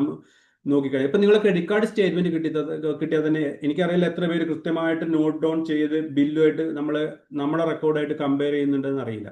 പക്ഷെ ഐഡിയയിൽ നമ്മളത് ചെയ്യണം. നമ്മൾ ഓരോ എക്സ്പെൻസുകൾ നമ്മൾ മോണിറ്റർ ചെയ്യണം, നമ്മളത് എഴുതണം. ഇവിടെ നിങ്ങൾക്ക് ചെയ്യാൻ പറ്റുന്ന വേറൊരു കാര്യം എന്ന് വെച്ചെങ്കിൽ ഈ ജോലി നിങ്ങളുടെ കുട്ടികളെ ഏൽപ്പിക്കണം, അല്ലെങ്കിൽ നിങ്ങളുടെ വൈഫിനെ നിങ്ങളുടെ സ്പൗസ് ആരെങ്കിലും അവരെ ഏൽപ്പിക്കണം. അവരുടെ ഒരു അഡ്വാൻറ്റേജ് എന്താ വെച്ചെങ്കിൽ കുട്ടികളെ ഏൽപ്പിക്കുമ്പോൾ കുട്ടികളും ഇതിൽ പങ്കാളികളാവും, അവർക്കും ഇതിന്റെ അവയർനെസ് കിട്ടും. ഓ, ഇത്രയൊക്കെ പൈസ ചെലവാക്കുന്നുണ്ടല്ലോ എന്ന് കിട്ടും. ഒരു എക്സാമ്പിൾ പറയാം. ഇപ്പൊ നമ്മൾ ഈ ക്രെഡിറ്റ് കാർഡുകൾ ഉപയോഗിച്ചിട്ട് നമ്മൾ പലപ്പോഴും ചില സബ്സ്ക്രിപ്ഷൻസ് ഒക്കെ എടുക്കും. അത് തൽക്കാലം നമുക്ക് എന്തെങ്കിലും ആവശ്യമൊക്കെ എടുക്കും. അപ്പൊ സൂമിന്റെ സബ്സ്ക്രിപ്ഷൻ നമ്മൾ ഒരു മാസത്തേക്ക് ഒരു അത്യാവശ്യം നമ്മൾ എടുത്തു, അല്ലെങ്കിൽ നമ്മൾ ആമസോണിന്റെ എടുത്തു എന്ന് വിചാരിക്കുക. പിന്നെ നമ്മളത് മറന്നിട്ടുണ്ടാവും അതിനെക്കുറിച്ച്. അത് പക്ഷെ നമ്മൾ ചിലപ്പോൾ ഓട്ടോ റിക്കറിങ് ക്ലിക്ക് ചെയ്തിട്ടുണ്ടാവും. പിന്നെ നമ്മൾ ഇത് കാർഡ് ചെക്ക് ചെയ്യുന്നില്ലെങ്കിൽ നമ്മൾ അറിയുന്നുണ്ടാവില്ല, ഇത് എല്ലാ മാസവും എടുത്തു പോകുന്നുണ്ടായിരിക്കും. അപ്പോൾ നമ്മൾ അറിയുന്നുണ്ടാവില്ല. അപ്പോൾ നമ്മൾ കറക്റ്റായിട്ട് നമ്മളെ എക്സ്പെൻസ് മോണിറ്റർ ചെയ്യുമ്പോൾ നമ്മൾ പൈസ ചെലവാക്കുന്ന എവിടെ നമുക്ക് അറിയാൻ കഴിയും. നമ്മൾ ഇങ്ങനെ വേണ്ടാത്ത എക്സ്പെൻസുകൾ ഏതൊക്കെ നമുക്ക് അറിയാൻ കഴിയും. അപ്പോൾ കൃത്യമായിട്ട് മോണിറ്റർ ചെയ്യാം. അതിന് നിങ്ങളുടെ ഫാമിലി മെമ്പേഴ്സിന് കൂടി പാർട്ടിസിപ്പേറ്റ് ചെയ്ത് കഴിഞ്ഞാൽ അവരും ഇതിൽ പങ്കാളികളാവും. പിന്നെ അവർക്കും ഇത്തരം ഈ ലെസൺസ് ഒക്കെ നമുക്ക് അവരെ എഡ്യൂക്കേറ്റ് ചെയ്യാനും പറ്റും. പിന്നെ മോസ്റ്റ് ഇമ്പോർട്ടൻ്റ് ആണ് എമർജൻസി ഫണ്ട്. ഈ എമർജൻസി ഫണ്ട് ഇല്ല നമ്മളെ കയ്യിൽ എന്നുള്ളത് കൊണ്ടാണ് നമ്മൾ ഏറ്റവും കൂടുതൽ സ്ട്രെസ് അനുഭവിക്കുന്നത്. ഇപ്പോൾ ഒരു പ്രവാസി എന്ന നിലയ്ക്ക് എനിക്കറിയാം, നമ്മൾ എന്താ വെച്ചെങ്കിൽ ലോൺ ഉണ്ടാവും, ഈ ക്രെഡിറ്റ് കാർഡ് ഉണ്ടാവും. നമുക്ക് ഒരു മാസത്തെ സാലറി ഒന്ന് ഡിലേ ആയി പോയി കഴിഞ്ഞിട്ട് നമുക്ക് ടെൻഷനായി, സ്ട്രെസ്സായി. ഇത് ആർക്കറിയാം? നമ്മളെ ബോസിന്, അവിടെ കമ്പനി നടത്തുന്ന ബോസുമാർക്കും ഈ സംഭവങ്ങൾ അറിയാം. അപ്പോൾ അവർക്കും അറിയാം ഇവനെ കൊണ്ട് പരമാവധി പണിയെടുപ്പിക്കുക. കാരണം ഇവന് ലയബിലിറ്റീസ് ഒരുപാടുണ്ട്. അപ്പോൾ ഇവൻ എത്ര പ്രശ്നം കൊടുത്താലും അവൻ പണി എടുത്തോളും, കാരണം അവൻ നിർബന്ധിതനാണ്. അപ്പോൾ ഈ എമർജൻസി ഫണ്ട് നമ്മളെ ഇല്ല എന്നുണ്ടെങ്കിൽ നമ്മൾ ഭയങ്കരമായി പ്രഷറൈസ് ചെയ്യുമ്പോഴും നമ്മുടെ ഒരുപാട് സ്ട്രെസ് എടുക്കേണ്ടി വരും. അപ്പോൾ ചുരുങ്ങിയത് 6 മാസം നമ്മുടെ എക്സ്പെൻസിന് വേണ്ട പൈസ, ഐഡിയലി 12 മന്ത്സ് ആണ്, പക്ഷെ അറ്റ്ലീസ്റ്റ് 6 മാസം നമ്മുടെ എക്സ്പെൻസിന് വേണ്ട പൈസ നമ്മുടെ കയ്യിൽ ഉണ്ടായിരിക്കണം. അങ്ങനെയാണെന്ന് വെച്ചെങ്കിൽ നമുക്ക് പെട്ടെന്ന് ജോലി പോയാൽ 6 മാസം സമയമുണ്ട് നമുക്ക് അടുത്ത ജോലി കണ്ടുപിടിക്കാനായി. നമുക്ക് വളരെ കോൺഫിഡൻ്റ് ആയിട്ട് അത് ചെയ്യാൻ പറ്റും. അപ്പോൾ ഒരു സിമ്പിൾ എക്സാമ്പിൾ, ഞാൻ എൻ്റെ എക്സാമ്പിൾ പറയാം. അപ്പോൾ എൻ്റെ കൂടെ ഞങ്ങൾ അക്കൗണ്ട്സ് ഡിപ്പാർട്ട്മെന്റിൽ ഞാനും വേറൊരു ലേഡിയാണ് ആദ്യം കുറേ പേര് പറഞ്ഞിട്ട് അവസാനം ഉണ്ടായിരുന്നത്. അപ്പോൾ എൻ്റെ കൂടെ ഉണ്ടായിരുന്ന lady born and brought up Dubai ആണ്. അവരുടെ അച്ഛനും അമ്മയും അവിടെ വർക്ക് ചെയ്യുന്നവരാണ്. ഹസ്ബൻഡ് കാനഡയിൽ പോയിട്ട് സെറ്റിൽ ആയിരിക്കുകയാണ്. എല്ലാം കൊണ്ടും വെൽ സെറ്റിൽ, പൈസ ഒരു എന്താ പറയുക ഡിസേർവ്ഡ് ആയിട്ടുള്ള ഒരു സ്ത്രീ ആയിരുന്നു, ഒരു ഗോവൻ സ്ത്രീ ആയിരുന്നു. ഇവരെ ടെർമിനേറ്റ് ചെയ്തപ്പോൾ ഇവർ ഭയങ്കര കരച്ചിലും ബഹളവും ഒക്കെ ആയിരുന്നു. അപ്പോൾ എന്താ സംഭവം എന്താ വെച്ചെങ്കിൽ ഇവർ കിട്ടുന്ന പൈസ എല്ലാം ചിലവായിക്കൊണ്ടിരിക്കുകയാണ്. ഇവർക്ക് പ്രത്യേകിച്ച് പൈസയൊന്നുമില്ല. നാളെ അടുത്ത ജോലി പെട്ടെന്ന് കിട്ടിയില്ല അവർക്ക് ബുദ്ധിമുട്ടാണെന്നുള്ളായിരുന്നു. ഇതേമാതിരി തന്നെയാണ് പിന്നെ എന്നെയും ഒരു 6 മാസം കഴിഞ്ഞപ്പോൾ ടെർമിനേറ്റ് ചെയ്തു. ഞാൻ ടെർമിനേറ്റ് ചെയ്തപ്പോൾ വളരെ സന്തോഷത്തോടെ അയാൾ ചിരിച്ചിട്ട് പിന്നെ താങ്ക്സ് കൊണ്ട് അപ്പോൾ അയാൾ എൻ്റെ അടുത്ത് ചോദിച്ചു, നീ എന്താ ചിരിക്കുന്നത്, നിനക്കെന്ത്? ഞാൻ പറഞ്ഞു, ഇതെനിക്ക് അറിയാം അത് സംഭവിക്കാൻ പോകണമെന്നുള്ള, ഞാൻ പ്രിപ്പയർഡ് ആണ്. ഞാനൊരു എന്നെ ഇതാക്കി പറയാമല്ലോ, പക്ഷെ എൻ്റെ ഒരു എക്സ്പീരിയൻസ് ഞാൻ പറയുകയാണ്. വളരെ കോൺഫിഡൻ്റ് ആയിട്ട് ഞാൻ അയാളുടെ അടുത്ത് എൻ്റെ അടുത്ത് സംസാരം തുടങ്ങിയപ്പോൾ തന്നെ എൻ്റെ ലാസ്റ്റ് ഡേറ്റ് എന്നാന്ന് ചോദിച്ചു. അതനുസരിച്ചിട്ട് ഓക്കെ അതനുസരിച്ച് പ്ലാൻ ചെയ്യാൻ പറഞ്ഞു. ആൾക്ക് തന്നെ അത്ഭുതമായിരുന്നു എനിക്ക് എന്ത് പറ്റിയെന്നുള്ളത്. ഞാൻ ജോലി നോക്കുകയും ചെയ്താലും ഞാൻ തിരിച്ച് നാട്ടിലേക്ക് വന്നു. കാരണം ഇത്രയേ ഉള്ളൂ, ഞാൻ അതിൻ്റെ മുമ്പേ ഇതൊരു ഈജിപ്ഷ്യൻ ആയിരുന്നു. ഇയാൾ ജോയിൻ ചെയ്ത മുതൽക്ക് ഒരു 5 വർഷം മുമ്പ് അയാൾ ജോയിൻ ചെയ്തപ്പോഴേ എനിക്ക് അറിയാമായിരുന്നു ഇയാൾ പറഞ്ഞുകൂടെ ഒരു ദിവസം. ഞാൻ കൃത്യമായിട്ട് പ്ലാൻ ചെയ്തു, വേണ്ട ഇൻവെസ്റ്റ്മെന്റുകളും റിട്ടയർമെന്റ് പ്ലാനും കംപ്ലീറ്റ് ആക്കി. അപ്പോൾ ഞാൻ കോൺഫിഡൻ്റ് ആയിരുന്നു. അപ്പം ഞാൻ പറഞ്ഞു എന്താ വെച്ചാൽ നമ്മളടുത്ത് എമർജൻസി ഫണ്ട് നമ്മളൊക്കെയാണ്, നമുക്ക് സെറ്റപ്പ് ഉണ്ടെന്ന് തോന്നിക്കഴിഞ്ഞാൽ നമ്മൾ ബോസ് നമ്മളടുത്ത് പെരുമാറുന്ന വിധത്തിൽ വ്യത്യാസമാവും. അപ്പോൾ എമർജൻസി ഫണ്ട് വളരെ ഇമ്പോർട്ടൻ്റ് ആണ്. അത് നിങ്ങൾ മോസ്റ്റ് ഇമ്പോർട്ടൻ്റ് ആയിട്ട് കയ്യിൽ കരുതേണ്ട ഒരു കാര്യമാണ്. പിന്നെ വരുന്നതാണ് പ്രൊട്ടക്ഷൻ, അതായത് ഇൻഷുറൻസ്. നമ്മുടെ എത്ര പൈസ ഉണ്ടാകുന്ന കഴിഞ്ഞാലും, നമ്മൾ എത്ര പൈസ അക്യൂമുലേറ്റ് ചെയ്ത് കഴിഞ്ഞാലും സീരിയസ് ആയ ഒരു ഇൽനെസ്, ഒരു അസുഖം, ഫാമിലി മെമ്പേഴ്സിന് ആർക്കെങ്കിലും എന്തെങ്കിലും ഒരു കോംപ്ലിക്കേഷൻ വന്നു കഴിഞ്ഞാൽ ഇതെല്ലാം നിങ്ങളെ കണ്ണ് ചിമ്മി തുറക്കുന്നതിന് മുമ്പ് നമ്മളെ കയ്യിൽ നിന്ന് പോകും. കാരണം എന്താ വെച്ചാൽ ഇന്നത്തെ മെഡിക്കൽ എക്സ്പെൻസ് അങ്ങനെയാണ്. അത് എന്താണ് വരിക എന്ന് നമുക്ക് പറയാൻ പറ്റില്ല. അപ്പോൾ നിങ്ങൾ ഏറ്റവും ഇമ്പോർട്ടൻറ്റ് നിങ്ങൾ ഇൻവെസ്റ്റ്മെന്റുകൾ സ്റ്റാർട്ട് ചെയ്യുന്നതിന് മുമ്പ് ചെയ്യേണ്ട ഒരു കാര്യമാണ് ഇൻഷുറൻസ് എന്നുള്ളത്. ഇത് 3 തരത്തിലുള്ള ഇൻഷുറൻസ് ഉണ്ട്. ടേം ഇൻഷുറൻസ് എന്ന് പറഞ്ഞു കഴിഞ്ഞാൽ നിങ്ങൾ എത്രത്തോളം നേരത്തെ എടുക്കുന്നോ അത്രത്തോളം നല്ലതാണ്. ചെറിയൊരു പ്രീമിയം കൊടുക്കണ്ടു, പക്ഷേ നിങ്ങൾക്ക് എന്തെങ്കിലും പറ്റിക്കഴിഞ്ഞാൽ നിങ്ങളുടെ ഫാമിലിക്ക് പൈസ കിട്ടും. എന്നിട്ട് ഹെൽത്ത് ഇൻഷുറൻസ് നിങ്ങൾക്ക് എല്ലാവർക്കും അറിയാവുന്നതാണ്. പക്ഷെ അവിടെ ശ്രദ്ധിക്കേണ്ട കാര്യം എന്ന് വെച്ചാൽ നിങ്ങളിപ്പോൾ പ്രവാസികളാകുമ്പോൾ കമ്പനി നിങ്ങൾക്ക് ഹെൽത്ത് ഇൻഷുറൻസ് തരുന്നതായിരിക്കും. പക്ഷെ തിരിച്ചു വന്നു കഴിഞ്ഞാൽ നിങ്ങൾക്ക് ആ ഇൻഷുറൻസ് കവറേജ് ഇല്ല. അപ്പോൾ നിങ്ങൾ നാട്ടിലേക്ക് വരാൻ പോകുന്നതിൻ്റെ ഒരു 2 വർഷം മുമ്പെങ്കിലും നാട്ടിലെ ഹെൽത്ത് ഇൻഷുറൻസ് എടുത്തിരിക്കണം. കാരണം എന്താണെന്ന് വെച്ചാൽ ഐഡിയലി 50 വയസ്സിന് മുമ്പ്. കാരണം നിങ്ങൾക്ക് ലൈഫ് സ്റ്റൈൽ ഡിസീസുകളോ എന്തെങ്കിലുമൊക്കെ വരുന്നതിന് മുമ്പ് എടുത്തു കഴിഞ്ഞാൽ പ്രീമിയം കുറവായിരിക്കും. പിന്നെ ആ ഒരു 2 വർഷത്തെ വെയിറ്റിംഗ് പീരീഡ് ഉണ്ട്, അത് നിങ്ങൾക്ക് കവർ ചെയ്ത് കിട്ടും. അതിന് കൊടുക്കുന്ന പൈസ ഒരു എക്സ്പെൻസ് ആയി നിങ്ങൾ കരുതണ്ട, ഒരു ഇൻവെസ്റ്റ്മെന്റ് ആയിട്ട് കരുതിയാൽ മതി. നിങ്ങളുടെ ഉള്ള സേവ് ചെയ്ത പൈസ നഷ്ടപ്പെടാതിരിക്കാനുള്ള ഒരു പ്രൊട്ടക്ഷൻ ആയിട്ട് കരുതിയാൽ മതി. അതുകൊണ്ടാണ് ഇൻഷുറൻസിനെ പ്രൊട്ടക്ഷൻ എന്ന് പറയുന്നത് തന്നെ. കാരണം നമ്മളെ ഉള്ള വെൽത്ത് കളയാതെ നമ്മളത് പ്രൊട്ടക്ട് ചെയ്ത് വെക്കുക എന്നുള്ളതാണ്. പിന്നെ ഉള്ളതാണ് ക്രിട്ടിക്കൽ ഇൽനെസ് ഇൻഷുറൻസ്. ഈ ക്രിട്ടിക്കൽ ഇൽനെസ് ഇൻഷുറൻസും ഹെൽത്ത് ഇൻഷുറൻസും തമ്മിലുള്ള വ്യത്യാസം കുറച്ച് പേരെങ്കിലും അറിയാമെന്ന് വിചാരിക്കുന്നു. ക്രിട്ടിക്കൽ ഇൽനെസ് എന്ന് പറഞ്ഞു കഴിഞ്ഞാൽ നമ്മൾ സീരിയസ് ആയി, ഇപ്പോൾ ഈ ഹെൽത്ത് ഇൻഷുറൻസിൽ പലപ്പോഴും ലിമിറ്റ് 10,000 ലാക്ക് 20 ലാക്ക് 25 ലാക്സ് ഒക്കെ ആയിരിക്കും. പക്ഷേ ഈ cancer, liver problems, kidney issues ഒക്കെ വന്നു കഴിഞ്ഞാൽ ഹ്യൂജ് കോസ്റ്റ് വരും. അപ്പോൾ ക്രിട്ടിക്കൽ ഇൽനെസ് അവിടെയാണ് നമുക്ക് ഗുണം ചെയ്യുക. അതൊരു ലംസം നമ്മൾ എത്ര ഇൻഷൂർ ചെയ്തിരിക്കുകയെന്ന് വെച്ചെങ്കിൽ നമ്മളെ എന്തെങ്കിലും ഒരു അസുഖം, ഇപ്പോൾ കിഡ്നി ഫെയിലിയർ, അതിൽ പറഞ്ഞ 34 അസുഖങ്ങളുണ്ട്. ഇതിൽ ഏതെങ്കിലും ഐഡന്റിഫൈ ചെയ്ത് കഴിഞ്ഞാൽ നമുക്ക് ആ പൈസ നമ്മുടെ അക്കൗണ്ടിലേക്ക് വരും. നമുക്ക് എവിടെ പോയിട്ട് വേണമെങ്കിലും ട്രീറ്റ് ചെയ്യാം, എന്ത് വേണമെങ്കിലും ചെയ്യാം. അപ്പോൾ അതൊരു വലിയൊരു സപ്പോർട്ടായിരിക്കും. അത് എമൗണ്ട് ഹ്യൂജ് ആയതുകൊണ്ടാണ് ക്രിട്ടിക്കൽ ഇൽനെസ് ഇൻഷുറൻസും എടുക്കണം ഐഡിയലി എന്ന് പറയുന്നത്. പിന്നെ മോസ്റ്റ് ഇമ്പോർട്ടൻ്റ് ഒരു കാര്യം വെച്ചാൽ പലപ്പോഴും നമ്മൾ എടുക്കുന്ന ഇൻഷുറൻസ് എൻഡോമെന്റ് പ്ലാൻസ്, അതായത് ഇൻഷുറൻസ് എന്ന് പറഞ്ഞു കഴിഞ്ഞാൽ അത് ഇൻഷുറൻസ് പ്രൊട്ടക്ഷൻ ആണ്, അത് ഇൻവെസ്റ്റ്മെന്റ് അല്ല. നമ്മൾ യൂണിറ്റ് ലിങ്ക്ഡ് പോളിസീസ് എടുക്കും, പിന്നെ LICയുടെ എൻഡോമെന്റ് പ്ലാൻസ് എടുക്കും. അതായത് ഇപ്പോൾ നമ്മൾ ഒരു 20 വർഷം അടച്ചു കഴിഞ്ഞാൽ നമുക്ക് അവസാനം ഇത്ര കിട്ടും എന്നൊക്കെ പറഞ്ഞിട്ട് അത് ഒരിക്കലും എടുക്കരുത്. അത് നിങ്ങൾ കാൽക്കുലേറ്റ് ചെയ്ത് കഴിഞ്ഞാൽ അറിയാം, നമുക്ക് ഒരു 6% കുറവ് ഇൻകം നമുക്ക് കിട്ടുന്നുള്ളൂ. അത് വൻ നഷ്ടമാണ് നമുക്ക്. പേഴ്സണലി ഞാൻ പൈസ ഒരുപാട് നഷ്ടപ്പെടുത്തിയതാണ്. അങ്ങനെ പലപ്പോഴും നമ്മൾ എന്തെങ്കിലുമൊക്കെ ഈ നാട്ടിലെ പ്രഷർ കാരണം അറിയുന്നവരാണ് അങ്ങനെയാണ് ഇങ്ങനെയാന്നൊക്കെ, അങ്ങനെയൊക്കെയാണ് ഈ പലരും പോളിസി എടുക്കുന്നത്. പക്ഷെ അത് അങ്ങനെ എടുക്കണമെങ്കിൽ ടേം ഇൻഷുറൻസ് എടുക്കുക. എൻഡോമെന്റ് പോളിസീസ് എടുത്തു കഴിഞ്ഞാൽ വൻ നഷ്ടമാണ്. അത് നിങ്ങൾക്ക് അതിന്റെ റിട്ടേൺ കമ്പയർ ചെയ്തറിയാം. കഴിയുന്നതും ഇൻഷുറൻസ് പ്രൊട്ടക്ഷൻ ആയിട്ട് എടുക്കുക, ഇൻവെസ്റ്റ്മെന്റുമായിട്ട് മിക്സ് ചെയ്യാതിരിക്കുക. പിന്നെ സ്വാഭാവികമായിട്ടും നമ്മൾ ഈ സേവിങ്സും ഇൻവെസ്റ്റ്മെന്റും തമ്മിലുള്ള വ്യത്യാസം എന്ന് വെച്ചാൽ നമ്മൾ പൈസ സേവ് ചെയ്ത് വെച്ചിട്ട് കാര്യമൊന്നുമില്ല, ആ പൈസ നമ്മൾ ഗ്രോ ചെയ്യണം. അതും ഇൻഫ്ലേഷൻ എമൗണ്ടിനെക്കാളും ഇൻഫ്ലേഷൻ പെർസെൻറ്റേജിനേക്കാളും കൂടുതൽ റിട്ടേൺ കിട്ടുന്ന മാതിരി നമ്മൾ സേവ് ചെയ്യണം. അങ്ങനെ സേവ് ചെയ്ത് കഴിഞ്ഞാൽ അവിടെ വെൽത്ത് ക്രിയേഷൻ സംഭവിക്കുന്നുള്ളൂ. അപ്പോൾ നമുക്ക് മ്യൂച്വൽ ഫണ്ട്സ് ഉണ്ട്, ഷെയർസ് ഉണ്ട്, ബോൺസ് ഉണ്ട്, പിന്നെ അങ്ങനെ FD ഉണ്ട്. പക്ഷേ മിക്കവാറും FDകളെല്ലാം ഒരു ഈ ഇൻഫ്ലേഷൻ റേറ്റ് തന്നെയാണ് കൊടുക്കുന്നത്. അപ്പോൾ അത് നല്ല മ്യൂച്വൽ ഫണ്ട്സ് അല്ലെങ്കിൽ ഷെയർസ്, ഇതാണ് മോസ്റ്റ്ലി ഇൻഫ്ലേഷനേക്കാളും കൂടുതലുള്ള വെൽത്ത് ക്രിയേഷൻ ഹെൽപ്പ് ചെയ്യുന്നത്.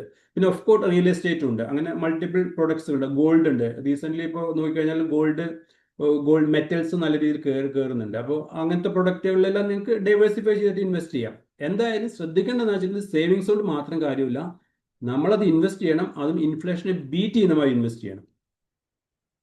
പിന്നെ അതിലും പ്രധാനപ്പെട്ട കാര്യമാണ് കൺസിസ്റ്റന്റും ഡിസിപ്ലിൻഡ് ആയിരിക്കണം. നമ്മൾ ഇൻവെസ്റ്റ് ചെയ്തു, ഒരു 10-15 വർഷം ഇൻവെസ്റ്റ് ചെയ്ത് കഴിഞ്ഞാൽ ഒരു 6 മാസം, 1 വർഷം, 2 വർഷം ഇൻവെസ്റ്റ് ചെയ്യുമ്പോഴേക്കും നമ്മൾ അതിന്റെ ഗ്രോത്തിനെ കുറിച്ച് പറയിടാവും, നമ്മളത് പെട്ടെന്ന് മാറ്റുക, അതൊന്നും ശ്രമിക്കരുത്. നമ്മൾ കൺസിസ്റ്റന്റ് ആയിട്ട് ഇൻവെസ്റ്റ് ചെയ്തുകൊണ്ടിരിക്കുക. ഡിസിപ്ലിൻ ആണ് ഏറ്റവും ഇമ്പോർട്ടന്റ്. കൺസിസ്റ്റൻസിയും ഡിസിപ്ലിനും അത് വളരെ ഇമ്പോർട്ടൻ്റ് ആണ് വെൽത്ത് ക്രിയേഷന് വേണ്ടിയിട്ട്. അതേപോലെ തന്നെ നമ്മൾ ഇൻവെസ്റ്റ്മെന്റ് ലോങ് ടേം എത്രത്തോളം ലോങ് ടേം ആവണോ അത്രത്തോളം നിങ്ങൾക്ക് ബെനിഫിഷ്യൽ ആയിരിക്കും. ആ ടൈമാണ് ഇതിൽ ഏറ്റവും ഇമ്പോർട്ടൻറ്റ് എലമെന്റ്. അടുത്തൊരു സ്ലൈഡിൽ നമ്മൾ അതിനെക്കുറിച്ച് കൂടുതൽ ഡീറ്റെയിൽ ആയിട്ട് എക്സ്പ്ലെയിൻ ചെയ്യുന്നുണ്ട്.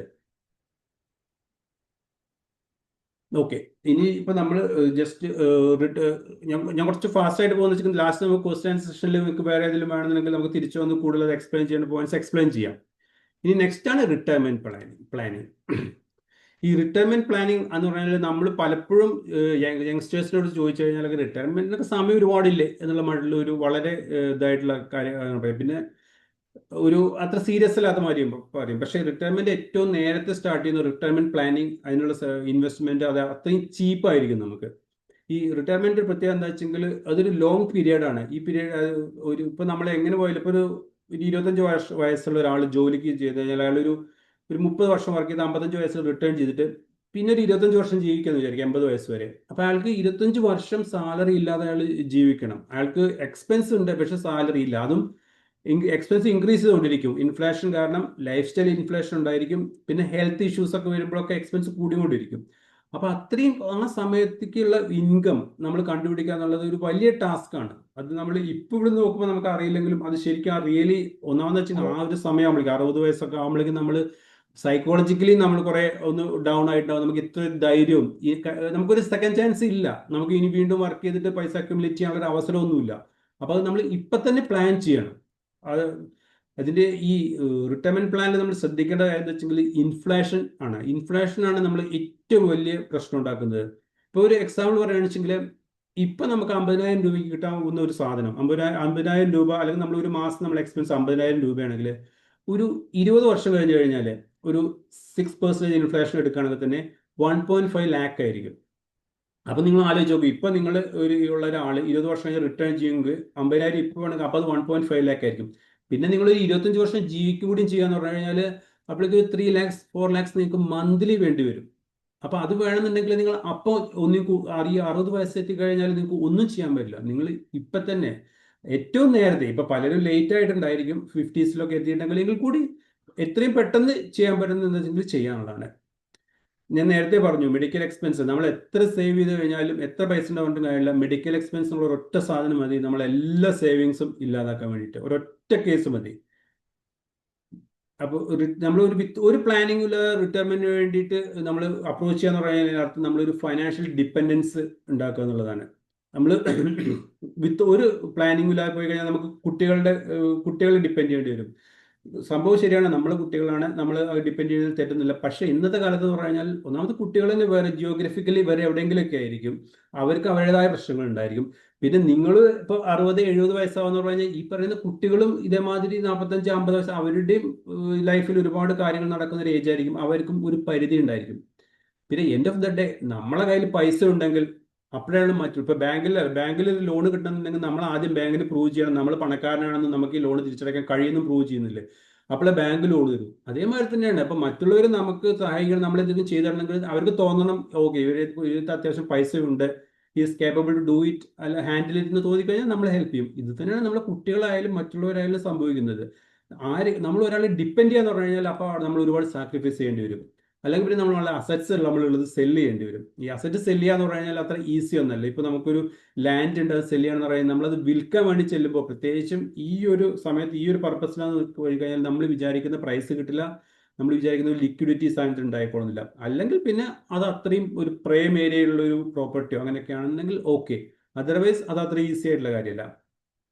ഇനി ഇതൊന്നും ചെയ്തില്ലെങ്കിൽ നമ്മുടെ ലൈഫ് സ്റ്റൈൽ ഒരുപാട് ഡ്രാസ്റ്റിക്കലി നമ്മൾ റെഡ്യൂസ് ചെയ്യേണ്ടി വരും. നമുക്കൊരു പ്രോപ്പർ പ്ലാനിങ്ങിലാണ് നമ്മൾ റിട്ടയർമെന്റിനെ അപ്രോച്ച് ചെയ്യുന്നത് വെച്ചെങ്കിൽ.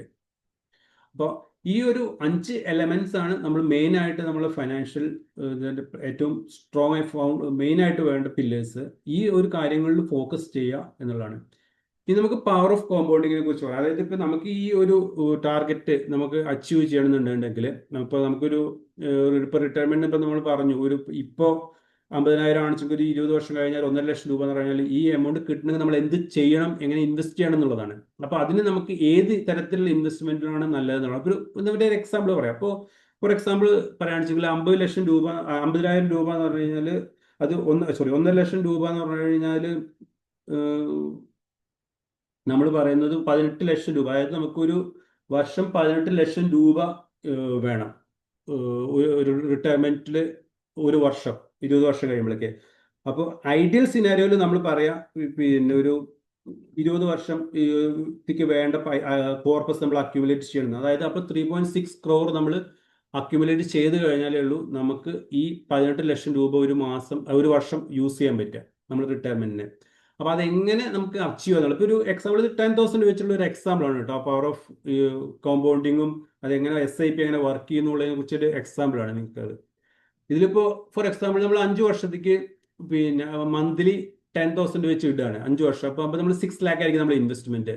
അപ്പോൾ ഒരു 15% ആവറേജ് റിട്ടേൺ എക്സ്പെക്ട് ചെയ്യുന്ന കാൽക്കുലേഷൻ ആണ്. ഈ 15% എന്താണെന്ന് വെച്ചെങ്കിൽ നമ്മൾ ഷെയർ മാർക്കറ്റിൽ കഴിഞ്ഞൊരു 40 വർഷത്തെ കണക്കെടുത്തു കഴിഞ്ഞാൽ സെൻസെക്സിന്റെ ആവറേജ് റിട്ടേൺ കൊടുത്തിരിക്കുന്നത് 15% ആണ്.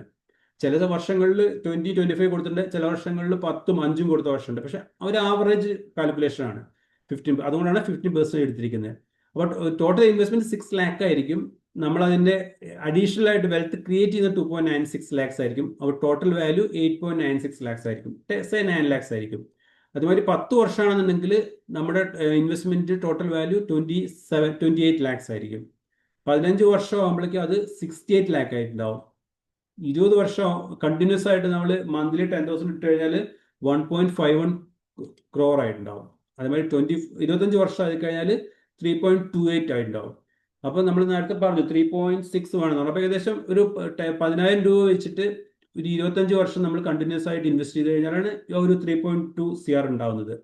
ഇനി ഇത് എത്രത്തോളം നിങ്ങൾ ലോങ് കീപ്പ് ചെയ്യുന്നു അത്രത്തോളം ബെനിഫിഷ്യൽ ആണെന്ന് നേരത്തെ പറഞ്ഞില്ലേ. ഇപ്പോൾ ഒരു എക്സാമ്പിൾ പറയാം.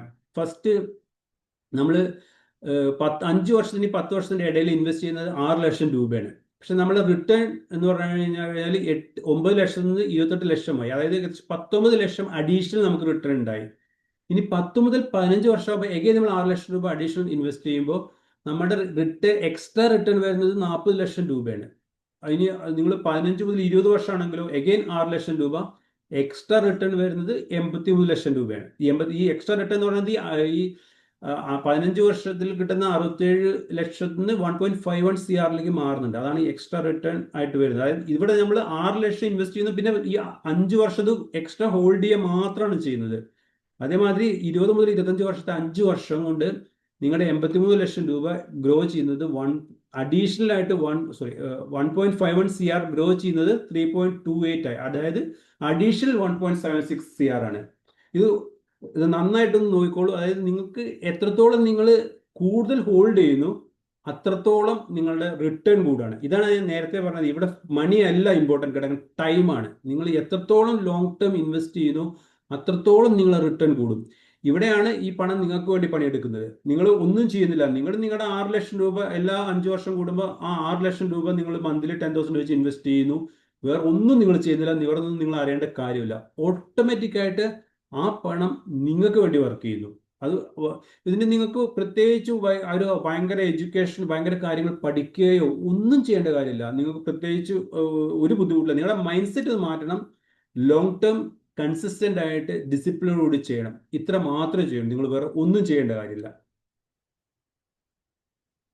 അപ്പോൾ stay early, invest consistently and stay invested. ഇതാണ് ഇതിൽ മോസ്റ്റ് ഇമ്പോർട്ടൻ്റ് ആയിട്ടുള്ള കാര്യം. ഓക്കെ, ഇനി നമ്മൾ കുറച്ച് ജനറൽ ആയിട്ടുള്ള കോമൺ ഫൈനാൻഷ്യൽ മിസ്റ്റേക്സ് നമ്മൾ ചെയ്യുന്ന കാര്യങ്ങൾ. മെയിൻ ആയിട്ട് സംഭവിക്കുന്നത് save what ever is left. നമ്മളെല്ലാവരും എല്ലാ ചെലവ് കഴിഞ്ഞ് ബാക്കി എന്തെങ്കിലും ഉണ്ടെങ്കിൽ സേവ് ചെയ്യുന്നുള്ള ഒരു മെന്റാലിറ്റിയാണ്. അതാദ്യം നമ്മൾ മാറ്റണം. നമ്മൾ ആദ്യം ചെയ്യുന്നത് വെച്ചെങ്കിൽ നമ്മളൊരു മാസം, അതായത് അറ്റ്ലീസ്റ്റ് ഒരു 20% 20% മിനിമം നമ്മുടെ ഇൻകത്തിന്റെ 20% സേവ് ചെയ്തിട്ട് അത് പ്രോപ്പറായിട്ട് ഇൻവെസ്റ്റ് ചെയ്യുക. നമുക്ക് 20% കുറവേ സാലറി കിട്ടുന്നുള്ളൂ നിങ്ങൾ വിചാരിച്ചാൽ മതി. അതേപോലെ ഇൻഷുറൻസ് ഒരു ഇൻവെസ്റ്റ്മെന്റ് ആയിട്ട് വാങ്ങിക്കാതിരിക്കുക. ഇൻഷുറൻസ് ഒരു പ്രൊട്ടക്ഷൻ ആയിട്ട് വാങ്ങിക്കുക. നമ്മൾ ഈ യൂലിപ് പോളിസീസ്, എൻഡോമെന്റ് പ്ലാൻസ്, ഇങ്ങനെയൊക്കെ, അതായത് നമുക്ക് മനസ്സിലാവാത്ത കുറെ പ്ലാനുകളിൽ പോയിട്ട് പൈസ ഇടരുത്.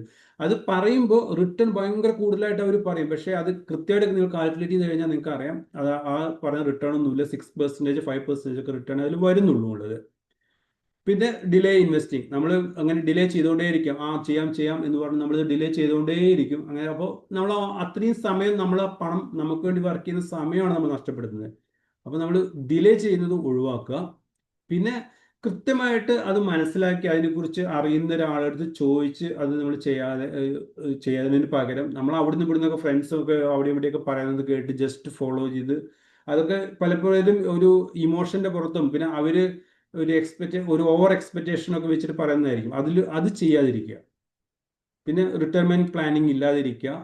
ഇൻഫ്ലേഷനെ കുറിച്ച് ഒരു ഐഡിയ ഇല്ലായിരിക്കുക. നമ്മൾ പലപ്പോഴും ഞാനിപ്പോൾ ഇതുമായി ബന്ധപ്പെട്ട് പല ആളുകളായിട്ട് കോൺടാക്ട് ചെയ്യുക, അവർ ഡീറ്റെയിൽസ് അറിയുമ്പോൾ FDയിലാണ് ഹ്യൂജ് എമൗണ്ട് ഇട്ടിരിക്കുന്നത്. എസ്പെഷ്യലി നാഷണൽ ബാങ്ക്സിലൊക്കെ FDയിൽ ഇട്ട് കഴിഞ്ഞാൽ ഇറ്റ്സ് ഈക്വൽ ടു ഇൻഫ്ലേഷൻ. നിങ്ങളുടെ ഫണ്ട് അതിന്റെ value over A period of time ഇല്ലാതായി കൊണ്ടിരിക്കുകയാണ്. ആ ഇൻഫ്ലേഷനുള്ള റിട്ടേൺ മാത്രമേ ആ ഒരു റിട്ടേൺ കിട്ടുന്നുള്ളൂ. ആ റിട്ടേൺ നിങ്ങൾ ഉപയോഗിക്കുകയും ചെയ്ത് കഴിഞ്ഞാൽ നിങ്ങളുടെ പണത്തിന് വാല്യൂ ഇല്ലാതാവും. പിന്നെ ഇമോഷണൽ ആയിട്ട് ഡിസിഷൻസ് എടുക്കാതിരിക്കുക. നമ്മൾ പലപ്പോഴും സംഭവിക്കുന്നത് വെച്ചെങ്കിൽ ഇമോഷണൽ ആയിട്ട് ചില പ്രോപ്പർട്ടി വാങ്ങിക്കും, ചില ഇൻവെസ്റ്റ്മെന്റ്സുകൾ നടത്തും, അങ്ങനെ അത് ആരെങ്കിലുമൊക്കെ നമ്മളെ അത് ഇമോഷണലി ബ്ലാക്ക്മെയിൽ ചെയ്യുക. അല്ലെങ്കിൽ ഇമോഷണലി ബ്ലാക്ക്മെയിൽ ചെയ്യല്ല, നമ്മുടെ ഇമോഷൻസ് വെച്ചിട്ട് നമ്മളെ അടുത്ത് റെക്കമെൻഡ് ചെയ്യുന്നുണ്ടായിരിക്കും. അപ്പൊ അങ്ങനെ ഇമോഷണൽ ആയിട്ട് കാര്യങ്ങൾ ചെയ്യാതിരിക്കുക. പിന്നെ കടം, ടു മച്ച് ഡെപ്റ്റ്. നമ്മൾ ആദ്യം ജോലി കിട്ടിക്കഴിഞ്ഞാൽ തന്നെ EMIs എടുക്കുക, ക്രെഡിറ്റ് കാർഡുകൾ എടുക്കുക, ലോൺ എടുക്കുക, അങ്ങനത്തെ കാര്യങ്ങൾ കഴിയുന്നതും ഒഴിവാക്കുക. അത്തരം മിസ്റ്റേക്സ് ചെയ്യാതിരിക്കുക. ഓക്കെ, ഇനി നെക്സ്റ്റ് ഒരു ഫൈനാൻഷ്യൽ പ്ലാൻ ആണ്. നമ്മൾ ജസ്റ്റ് എങ്ങനെ എങ്ങനെ ഓരോ സ്റ്റെപ്പായിട്ട് ഇത് ചെയ്യാൻ പറ്റുക എന്നുള്ളതാണ്. ഇതിൽ ഏറ്റവും പ്രധാനം എന്ന് വെച്ചെങ്കിൽ understand where you are standing now. ഇപ്പൊ നമ്മുടെ പൊസിഷൻ എന്താണ് നമ്മൾ ആദ്യം മനസ്സിലാക്കണം. നമ്മളൊരു പേനയും പേപ്പറും എടുത്തിട്ട് എഴുതണം. നമ്മളെ അസറ്റ്സ് എന്താണ്, നമ്മളെ ലയബിലിറ്റീസ് എന്താണ്, നമ്മളെ എക്സ്പെൻസുകൾ എന്താണ്, നമ്മളെ ഇൻകം എന്താണ് എന്ന് മാത്രമല്ല അടുത്ത ഒരു short term, medium term, long term, അടുത്ത 5 വർഷത്തേക്ക്. അപ്പോൾ നമ്മൾ കുട്ടികൾ ഇപ്പോൾ ഹയർ സ്റ്റഡീസിനായി കുട്ടികൾക്ക്, അല്ലാണ്ടെങ്കിൽ ഇനി കുട്ടികളുടെ കല്യാണത്തിനുള്ള സമയമായി, ഇനി നിങ്ങളെ വീട് വെക്കേണ്ട സമയമായി, അല്ലെങ്കിൽ നിങ്ങൾക്കൊരു ഒരു യൂറോപ്യൻ ട്രിപ്പ് പ്ലാൻ ചെയ്യുന്നുണ്ട്. അപ്പോൾ അത് നിങ്ങളുടെ ഒരു short, medium and long term plan അത് നിങ്ങൾക്ക് കൃത്യമായിട്ടുണ്ടാവുക. കറണ്ട് അസറ്റ് എന്താണ്, കറണ്ട് ലയബിലിറ്റീസ് എന്താണെന്നുള്ളതിനെ കുറിച്ച് കൃത്യമായിട്ട് നിങ്ങളുടെ ഒരു ബാലൻസ് ഷീറ്റ് തയ്യാറാക്കുക ആദ്യം. അപ്പോഴാണ് നിങ്ങൾക്കൊരു ഐഡിയ കിട്ടുള്ളൂ നിങ്ങൾ എവിടെ നിൽക്കുന്നതെന്നുള്ളത്. സി, നമ്മൾ ഈ ഒരു കാര്യം നമ്മൾ എഴുതി വെച്ചിട്ട് അതിലേക്ക് നോക്കുമ്പോൾ നമുക്ക് കുറച്ചും കൂടി ഒരു വിസിബിലിറ്റി കിട്ടും. എന്താണ് കാര്യങ്ങൾ, ഓക്കെ ഇന്ന കാര്യങ്ങളുണ്ട്. അപ്പൊ നേരത്തെ നമ്മൾ പറഞ്ഞു എക്സ്പെൻസ് ട്രാക്ക് ചെയ്യാന്ന് പറഞ്ഞാൽ അതും ഇത് തന്നെയാണ് കാര്യം. നമ്മളതൊന്ന് എഴുതി വെച്ച് നോക്കുമ്പോൾ നമുക്ക് കുറച്ചും കൂടി ട്രാൻസ്പെറൻസി കിട്ടും, നമുക്കൊരു വിസിബിലിറ്റി കിട്ടും. അപ്പോൾ നമുക്ക് കുറച്ചും കൂടി അതിന് ആക്ട് ചെയ്യാൻ കഴിയും. പിന്നെ രണ്ടാമത് ചെയ്യേണ്ടത് ഒരു ക്ലിയർ ആയിട്ട് financial goal, short term, medium, long term, ഇത് ഓരോരോ അത് സെറ്റ് ചെയ്യുക. എത്ര വർഷം കഴിഞ്ഞ് ഇന്ന കാര്യം ചെയ്യുക, അതിന് എക്സ്പെൻസ് വേണം, അടുത്ത 10 വർഷത്തിന് ഇന്ന എക്സ്പെൻസ് വേണം. അപ്പോൾ അതനുസരിച്ചുള്ള പ്രൊഡക്റ്റുകൾ നിങ്ങൾക്ക് ഇൻവെസ്റ്റ് ചെയ്യാൻ കഴിയും. ഈ ഗോൾസ് അനുസരിച്ചിട്ട് ഇപ്പൊ ഇന്ന ഗോൾസ്, ഒരു 25 വർഷം കഴിഞ്ഞുള്ള റിട്ടയർമെന്റ് പ്ലാൻ ആണ് നിങ്ങൾ ഉദ്ദേശിക്കുന്നത് വെച്ചെങ്കിൽ നിങ്ങൾക്ക് ലോങ് ടേം ബെനിഫിറ്റുള്ള ഇക്വിറ്റി ഫണ്ട്സുകൾ റിട്ടേൺ ചെയ്യാം. അല്ലെങ്കിൽ നിങ്ങൾ കുറച്ചും കൂടി ഷോർട്ട് ടേം ആയിട്ടുള്ളതാണ് വെച്ചെങ്കിൽ നിങ്ങൾക്ക് വളരെ ഷോർട്ട് ആയിട്ടുള്ള ഡെപ്റ്റ് ഫണ്ടുകൾ ഇൻവെസ്റ്റ് ചെയ്യാം. അപ്പൊ അതിനനുസരിച്ചിട്ടുള്ള ഫണ്ടുകൾ സെലക്ട് ചെയ്തിട്ട് അതിൽ ഇൻവെസ്റ്റ് ചെയ്യാൻ പറ്റും. പിന്നെ നമ്മൾ നേരത്തെ ഡിസ്കസ് ചെയ്ത എമർജൻസി ഫണ്ട്, നിങ്ങളുടെ ബാങ്ക് അക്കൗണ്ടിൽ നിങ്ങളുടെ ഒരു 6 മുതൽ 12 മാസത്തേക്കുള്ള എക്സ്പെൻസ് ഉള്ള ഫണ്ട് എപ്പോഴും ഉണ്ടായിരിക്കണം. അത് നിങ്ങൾ വളരെ ലിക്വിഡ് ആയിട്ടുള്ള ഏതെങ്കിലും ഇൻവെസ്റ്റ്മെന്റിൽ ചെറിയ ഇൻട്രസ്റ്റ് കിട്ടിയാലും അതിൽ ഇൻവെസ്റ്റ് ചെയ്തിട്ട് അത് നിങ്ങൾ വെച്ചിരിക്കണം. അത് മസ്റ്റ് ആയിട്ട് നമ്മൾ ഫോളോ ചെയ്യാം. പിന്നെ പ്രോപ്പർ ഇൻഷുറൻസ്, അത് നമ്മൾ നേരത്തെ പറഞ്ഞതാണ്, പ്രോപ്പർ ഇൻഷുറൻസ് എടുക്കുക. പിന്നെ നമ്മൾ ഇൻകം എക്സ്പെൻസും റെഗുലർ ആയിട്ട് ട്രാക്ക് ചെയ്യാം. ഈ എക്സ്പെൻസിന്റെ നമ്മൾ ഇൻകം എങ്ങനെ സ്പെൻഡ് ചെയ്യണമെന്നതിനെ കുറിച്ച് ഒരു ജനറൽ സിമ്പിൾ ആയിട്ടുള്ള ഒരു റൂൾ എന്ന് വെച്ചെങ്കിൽ 50% നമ്മളെ നീഡ്സിന് വേണ്ടി ചിലവാക്കുക, 30% വാണ്ട്സ്, 20% സേവിങ്സ്. ഇതിൽ നീഡ്സ് എന്ന് പറഞ്ഞു കഴിഞ്ഞാൽ എനിക്ക് തോന്നുന്നു നിങ്ങൾക്ക് അറിയാം, നീഡ്സ് എന്ന് പറഞ്ഞാൽ നമ്മൾ ഡെയിലി നമ്മളെ ക്ലോത്ത്, ഷെൽട്ടർ, ഫുഡ് എന്നുള്ള ആ ഒരു വിഭാഗത്തിൽപ്പെടുന്ന എക്സ്പെൻസുകൾ. വാണ്ട്സ് എന്ന് പറഞ്ഞു കഴിഞ്ഞാൽ നമ്മളെ ആഗ്രഹങ്ങൾ, നമുക്ക് കുറച്ച് വലിയ ഫോൺ മാറ്റണം, അല്ലാണ്ടെങ്കിൽ നമുക്കൊരു ഹോളിഡേ പോകണം, നമുക്ക് കുറച്ചുകൂടി വേറൊരു കാർ ഒന്ന് മാറ്റണം, അങ്ങനത്തെ വാണ്ട്സ് എന്ന് പറഞ്ഞാൽ കുറച്ചുകൂടി അത്യാവശ്യമല്ലാത്ത കാര്യങ്ങൾ അതിനു വേണ്ടി ചിലവഴിക്കുക. 20% മിനിമം കമ്പൽസറി ആയിട്ട് സേവ് ചെയ്യുക. Stay discipline and think long term. നമ്മൾ വളരെ ഡിസിപ്ലിൻ ആയിട്ട് ഈ കണ്ടിന്യൂസ് ആയിട്ട് ഈ കാര്യങ്ങൾ ഫോളോ ചെയ്യുക, എന്നിട്ട് ലോങ് ടേമിലേക്ക് നമുക്ക് ഇൻവെസ്റ്റ് ചെയ്യാനാണ്. ഇനി ഇതിൽ ഈ ഒരു കാര്യം നടക്കണമെങ്കിൽ നമ്മൾ നേരത്തെ പറഞ്ഞു മൈൻഡ് സെറ്റ് വളരെ പ്രധാനം എന്ന് പറഞ്ഞു. നമ്മുടെ മൈൻഡ് സെറ്റ് നമ്മൾ മാറ്റുക, നമ്മുടെ രീതിയിലൊരു മാറ്റമാണ്. ഒരു കാര്യം ഇതാണ്, ഈറ്റ് ഹെൽത്തി. ഈറ്റ് ഹെൽത്തി അറിയാൻ നമ്മൾ പലപ്പോഴും ഈ വില കുറഞ്ഞ ഫുഡുകൾ വാങ്ങിച്ച് കഴിച്ചിട്ട് പൈസ സേവ് ചെയ്യുന്ന ഒരു സ്വഭാവം നമ്മൾ ഉണ്ട്. ചെലവ് കുറയ്ക്കുന്ന ഭാഗമായിട്ട് ചെയ്യുന്നത് അത് ഒരിക്കലും ശരിയല്ല. നമ്മൾ നല്ല ഹെൽത്തി ഫുഡ് കഴിക്കണം. ഇപ്പോൾ ഒരു എക്സാമ്പിൾ പറയാം, നമ്മൾ ഫ്രഷ് ചിക്കൻ വാങ്ങിക്കുന്ന വരെ നമ്മൾ ഫ്രോസൺ ചിക്കൻ വാങ്ങിച്ചു കഴിക്കും. ഫ്രോസൺ ചിക്കൻ വില കുറവാണ്. പക്ഷെ ലോങ് ടേമിൽ നിങ്ങൾ നോക്കിക്കഴിഞ്ഞാൽ ഈ ഇങ്ങനത്തെ വില കുറഞ്ഞ ഫുഡ് ഹാബിറ്റ് കാരണം നമുക്കുണ്ടാകുന്ന അസുഖങ്ങൾ ട്രീറ്റ് ചെയ്യാൻ നമ്മൾ ഇതിനേക്കാട്ടിലും പൈസ ചിലവാക്കും. അത് ഒരുപാട് ബുദ്ധിമുട്ടുകൾ നമുക്കുണ്ടാകും. അപ്പൊ നന്നായിട്ട് ഹെൽത്തി ഫുഡ് കഴിക്കാം, നല്ല ഫുഡ് കഴിക്കാം. ഇപ്പൊ നിങ്ങൾക്ക് തന്നെ ഒരു എക്സാമ്പിൾ ഞാൻ പറയാം. ഇപ്പൊ നിങ്ങൾ അബുഷാറയിൽ അല്ലാണ്ടെങ്കിൽ റോളയിലുള്ള ലുലുവിലെ വെജിറ്റബിൾസിന്റെ സൈഡിലൊന്ന് പോയി നോക്കിയിട്ട് നിങ്ങൾ അൽബർഷയിലുള്ള ലുലുവിന്റെ വെജിറ്റബിൾസിന്റെ സൈഡിലൊന്ന് പോയിട്ട് കമ്പയർ ചെയ്ത് കൊണ്ട് രണ്ടും കൂടി, അവിടെ ഇരിക്കുന്ന വെജിറ്റബിൾസിന്റെ ക്വാളിറ്റിയിലുള്ള വ്യത്യാസം, ഓഫ് കോഴ്സ് പ്രൈസ് കൂടുതലായിരിക്കും. പക്ഷെ അവിടെ എന്ന് വെച്ചാൽ അവിടെ ഉള്ള ആളുകൾ ആ ഒരു മെന്റാലിറ്റി ഉള്ള ആളുകളാണ് ആ ഏരിയയിൽ താമസിക്കുന്നത്. അതുകൊണ്ട് അവിടെ ആ സൂപ്പർ മാർക്കറ്റിൽ അത് അങ്ങനെ സെറ്റ് ചെയ്ത് വെച്ചിരിക്കുന്നത്. നമ്മളെവിടെ ഇവിടെയുള്ള ആളുകൾ കുറച്ചുകൂടി പൈസ, അതുകൊണ്ടാണല്ലോ ദുബായിൽ താമസിച്ചിട്ട് ഷാർജയിൽ ജീവിക്കുന്നത്. നമ്മൾ പരമാവധി പൈസ സേവ് ചെയ്യുക എങ്ങനെയെങ്കിലും എന്നുള്ളതാണ്. പക്ഷെ നമ്മളവിടെ 2 മണിക്കൂർ ഒരു ദിവസം 4 മണിക്കൂർ ട്രാഫിക്കിൽ ഇരിക്കുന്നത് നമ്മൾ കൗണ്ട് ചെയ്യുന്നില്ല. നമ്മളെ വിലപ്പെട്ട സമയം, നമ്മുടെ ലൈഫിൽ ഏറ്റവും ഇതായിട്ടുള്ള സമയം പോകുന്നത്. പക്ഷെ നമ്മളവിടെ കുറച്ച് പൈസ സേവ് ചെയ്യാന്നുള്ളതാണ് നമ്മൾ നോക്കുന്നത്. പക്ഷെ അതല്ല നമ്മൾ ചെയ്യേണ്ടത്. നമ്മുടെ ഇൻകം കൂട്ടാൻ ശ്രമിക്കുക വേണ്ടത്. എന്നിട്ട് നമ്മുടെ സമയം സേവ് ചെയ്യുക, അതേമാതിരി തന്നെ ഹെൽത്തി ആയിട്ടുള്ള ഫുഡ് നമ്മൾ കഴിക്കുക. പിന്നെ അതേപോലെ തന്നെ ഇമ്പോർട്ടൻ്റ് ആണ് നമ്മൾ എപ്പോഴും പോസിറ്റീവ് ആയിട്ടുള്ള ആളുകൾ, നല്ല ഇത്തരം കാര്യങ്ങളെ കുറിച്ച് ഡിസ്കസ് ചെയ്യുക, കുറച്ചും കൂടി പോസിറ്റീവ് ആയിട്ടുള്ള ഒരു പോസിറ്റീവ് ലുക്കിംഗ് കാര്യങ്ങൾ ഡിസ്കസ് ചെയ്യുന്ന ഒരു സർക്കിൾ നമ്മൾ ഫോം ചെയ്യുക. അതിന്റെ കൂടെ നമ്മൾ നിൽക്കുക. നമുക്ക് അത്ര പ്രൊഡക്റ്റീവും ക്രിയേറ്റീവും അല്ലാത്ത കാര്യങ്ങൾ ഡിസ്കസ് ചെയ്ത് സമയം വേസ്റ്റ് ചെയ്ത് ആ ഗ്രൂപ്പിൽ നമ്മൾ പെടാതിരിക്കുക. പിന്നെ ഏറ്റവും ഇമ്പോർട്ടൻ്റ് ആണ് നമ്മൾ നോളജ് ആൻഡ് സ്കിൽസ് അപ്ഡേറ്റ് ചെയ്യുക എന്നുള്ളത്. അത് നമ്മൾ ഏത് പ്രൊഫഷനായാലും, നിങ്ങൾ ഏത് പ്രൊഫഷണൽ ആയി കഴിഞ്ഞാലും നമ്മൾ ഏത് പ്രൊഫഷൻ ചെയ്യുകയാണെങ്കിലും അതിലും ഏറ്റവും നല്ല സ്കിൽ ആയ എംപ്ലോയീസിന് എന്നും ഓപ്പർച്യൂണിറ്റി ഉണ്ട്. ഇത് ഇത് നിങ്ങളുടെ ഇൻകം വർദ്ധിക്കാൻ ഉപകരിക്കും. നിങ്ങൾക്ക് എവിടെ പോയാലും നിങ്ങൾക്ക് ജോലി ഉണ്ടാവും. നിങ്ങളുടെ നോളജ് ആയിരിക്കും എപ്പോഴും നിങ്ങളുടെ കൂടെ ഉണ്ടാവും. അപ്പോൾ നിങ്ങളുടെ നോളജ് അപ്ഡേറ്റ് ചെയ്യുക, നിങ്ങളുടെ സ്കിൽസ് വർദ്ധിപ്പിക്കുക. ആൻഡ് അത് ഏറ്റവും പ്രധാനപ്പെട്ട വേറൊന്നാണ് track your time and activities. നമ്മൾ പലപ്പോഴും നമ്മൾ സമയമില്ല എന്ന് പറയും. പക്ഷെ നമ്മൾ ഒരുപാട് സമയം നമ്മൾ തന്നെ അറിയാത്ത കാര്യങ്ങൾക്ക്, ഒരു കാര്യമില്ലാത്ത കാര്യങ്ങൾക്ക് വേണ്ടി നമ്മൾ ചെലവഴിക്കും. നമുക്ക് തന്നെ അറിയില്ല നമ്മൾ സംഭവിക്കുന്നുണ്ടെന്നുള്ളത്. പക്ഷെ അത് ഓട്ടോമാറ്റിക്കായിട്ട് സംഭവിക്കുന്നതാണ്. അപ്പോൾ നേരത്തെ പറഞ്ഞല്ലോ നമ്മൾ എക്സ്പെൻസ് ട്രാക്ക് ചെയ്യുന്നുള്ളൂ, അതേമാതിരി തന്നെ സമയവും നിങ്ങൾ ട്രാക്ക് ചെയ്യാൻ ശ്രമിക്കുക. അത് കുറച്ച് ദിവസം ചെയ്ത് നോക്കിക്കഴിഞ്ഞാൽ നിങ്ങൾക്ക് മനസ്സിലാവും ഓക്കെ എന്താ സംഭവം എന്നുള്ളത്. പിന്നെ write down your life story. ഇത് പേഴ്സണലി എനിക്ക് എക്സ്പീരിയൻസ് ഉള്ളതാണ്. നമ്മുടെ ലൈഫ് ഒരു കഥയാണ്. അപ്പൊ ഇത് നിങ്ങളൊരു കഥാകാരനായിക്കോളൊന്നുമില്ല. നിങ്ങളുടെ മനസ്സിലുള്ളത്, നിങ്ങളുടെ ലൈഫ് എങ്ങനെയായിരിക്കണം, എന്തായിരിക്കണം നിങ്ങൾ എഴുതൂ. നിങ്ങളൊരു 35-40 വയസ്സുള്ള ആളാണെങ്കിൽ നിങ്ങൾ എഴുതാൻ തുടങ്ങുമ്പോൾ ഒരു അഡ്വാൻറ്റേജ് എന്താ വെച്ചെങ്കിൽ നിങ്ങൾക്ക് തന്നെ തോന്നും ഓക്കെ ഞാനിപ്പോൾ ഇന്നതാണ്, ഞാൻ ഇന്നതാവണം, അപ്പൊ ഞാൻ ഇന്ന കാര്യങ്ങൾ ചെയ്യണം.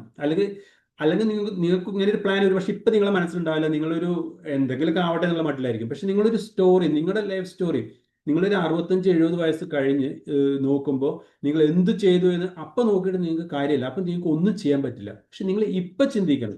അപ്പോൾ ഇപ്പം നിങ്ങൾ പ്ലാൻ ചെയ്യണം 65-70 വയസ്സിൽ എന്തായിരിക്കണം നിങ്ങളുടെ ലൈഫ് സ്റ്റോറി. അത് നിങ്ങൾ ഇപ്പം പ്ലാൻ ചെയ്യണം. നിങ്ങളിത് എഴുതുക എന്ന് പറഞ്ഞു കഴിഞ്ഞാൽ നിങ്ങൾ ആർക്കും കാണിച്ചു കൊടുക്കണ്ട. നിങ്ങൾ എഴുതിയിട്ട് നിങ്ങൾ മനസ്സിലാക്കുക, അതനുസരിച്ചിട്ട് നിങ്ങൾ സെറ്റ് ചെയ്യുക നിങ്ങളുടെ ലൈഫ്.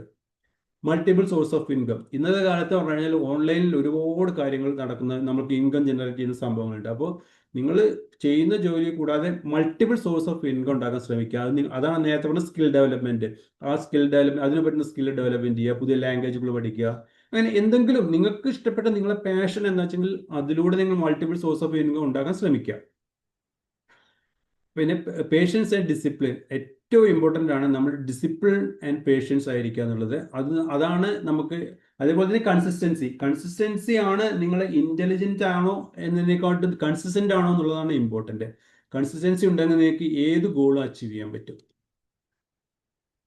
ഓക്കെ, ഇതിന്റെ പ്രധാനമായിട്ടും സെഷൻ പോയിന്റ്സ് ഇതാണ്. ക്വസ്റ്റ്യൻ ആൻസർ സെഷനിലേക്ക് കടക്കുന്നതിന് മുമ്പ് ഞാൻ ജസ്റ്റ് ഈ ഫിൻസ്ട്രേഡ് ഇൻവെസ്റ്റർ സർവീസിനെ കുറിച്ച് അതിന്റെ സർവീസിനെ കുറിച്ച് കുറച്ച് കാര്യങ്ങൾ പറയാം. ഇതിപ്പോൾ റീസെന്റ് തൃശ്ശൂരാണ് രജിസ്റ്റർ ചെയ്ത തുടങ്ങിയിട്ടുള്ളത്.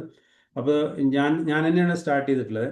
അപ്പോൾ അതിൻ്റെ ഒരു മ്യൂച്വൽ ഫണ്ട്സ്, പിന്നെ retirement adviser, financial planning, wealth creation, അങ്ങനെ ബേസിക് ടാക്സ് സേവിങ് ആയിട്ടുള്ള ആക്ടിവിറ്റീസ്, ഇതൊക്കെയാണ് നമ്മൾ സർവീസ്.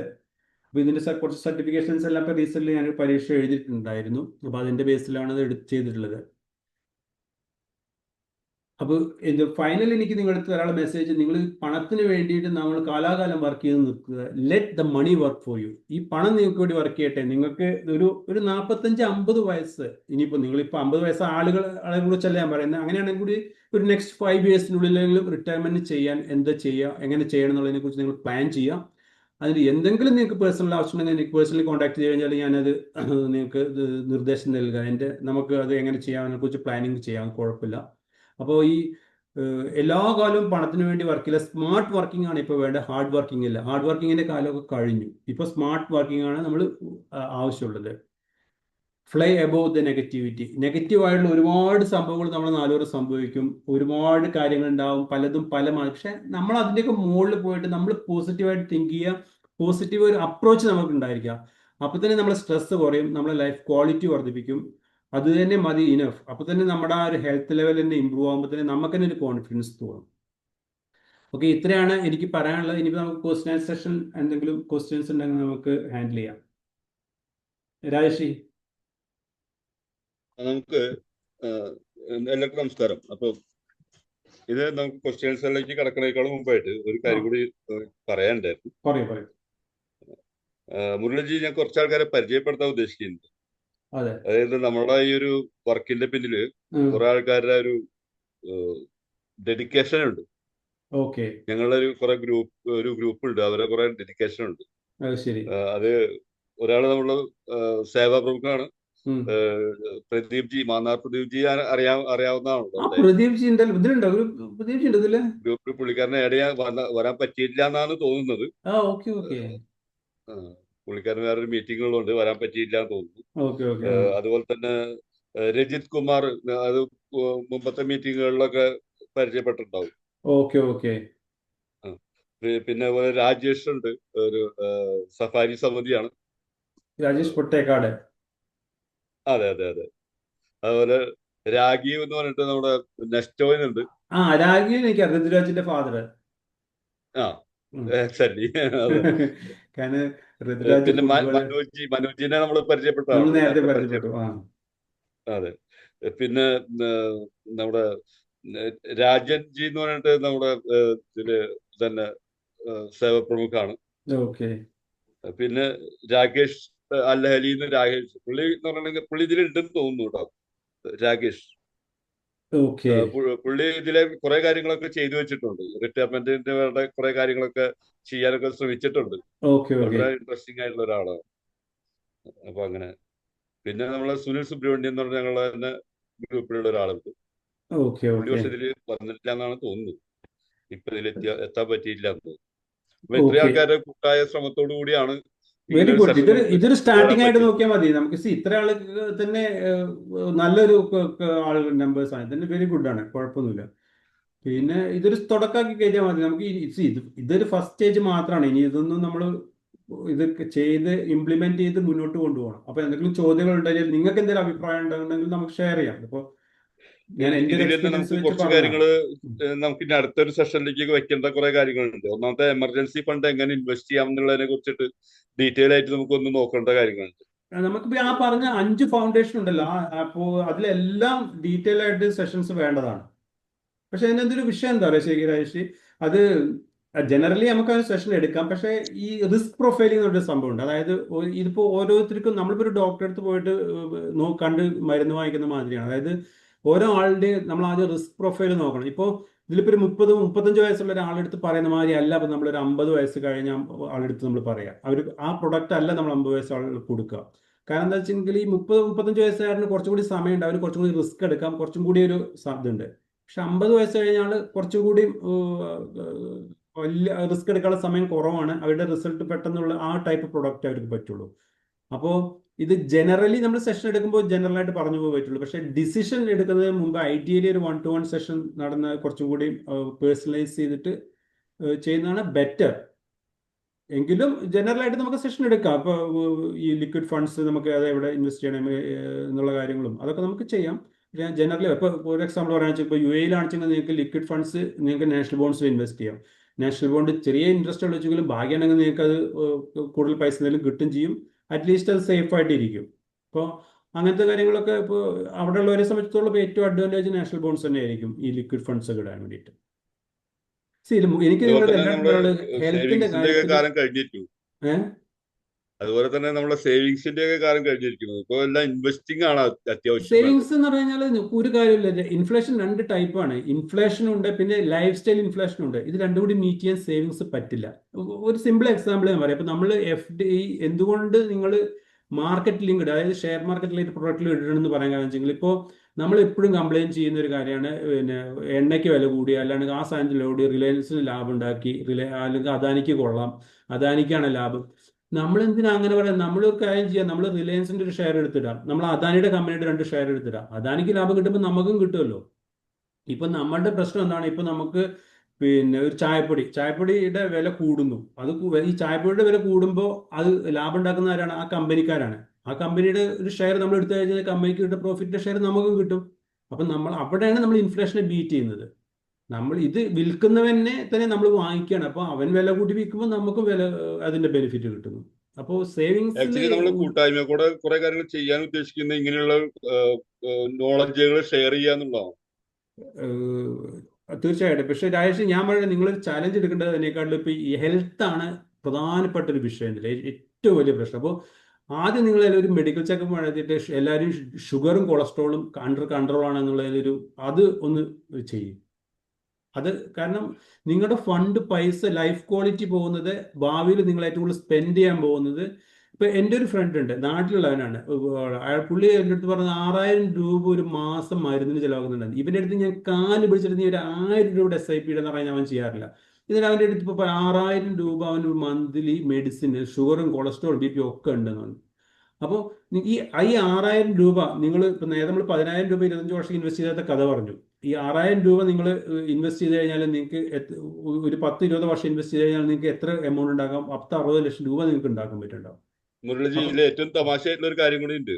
ഉം. അതായത് എല്ലാ മാസവും 100 ദിറംസ് വെച്ചിട്ട് ഇവിടെ ദുബായ് മറ്റേ ടിക്കറ്റ് ഇല്ലേ, ബിഗ് ടിക്കറ്റ്, ആ ആ ആ അതിന് ചെലവഴിക്കുന്ന ആൾക്കാരെ എനിക്കറിയാം. അത് നമ്മൾ നേരത്തെ പറഞ്ഞില്ലേ, പുവർ മൈൻഡ് സെറ്റ്. ലക്ക് എല്ലാ മാസം എന്നുള്ളതാണ് അവർ എന്താ ഞാൻ ഉദ്ദേശിക്കുന്നത്. പറഞ്ഞു, SIP ചെയ്യൂ.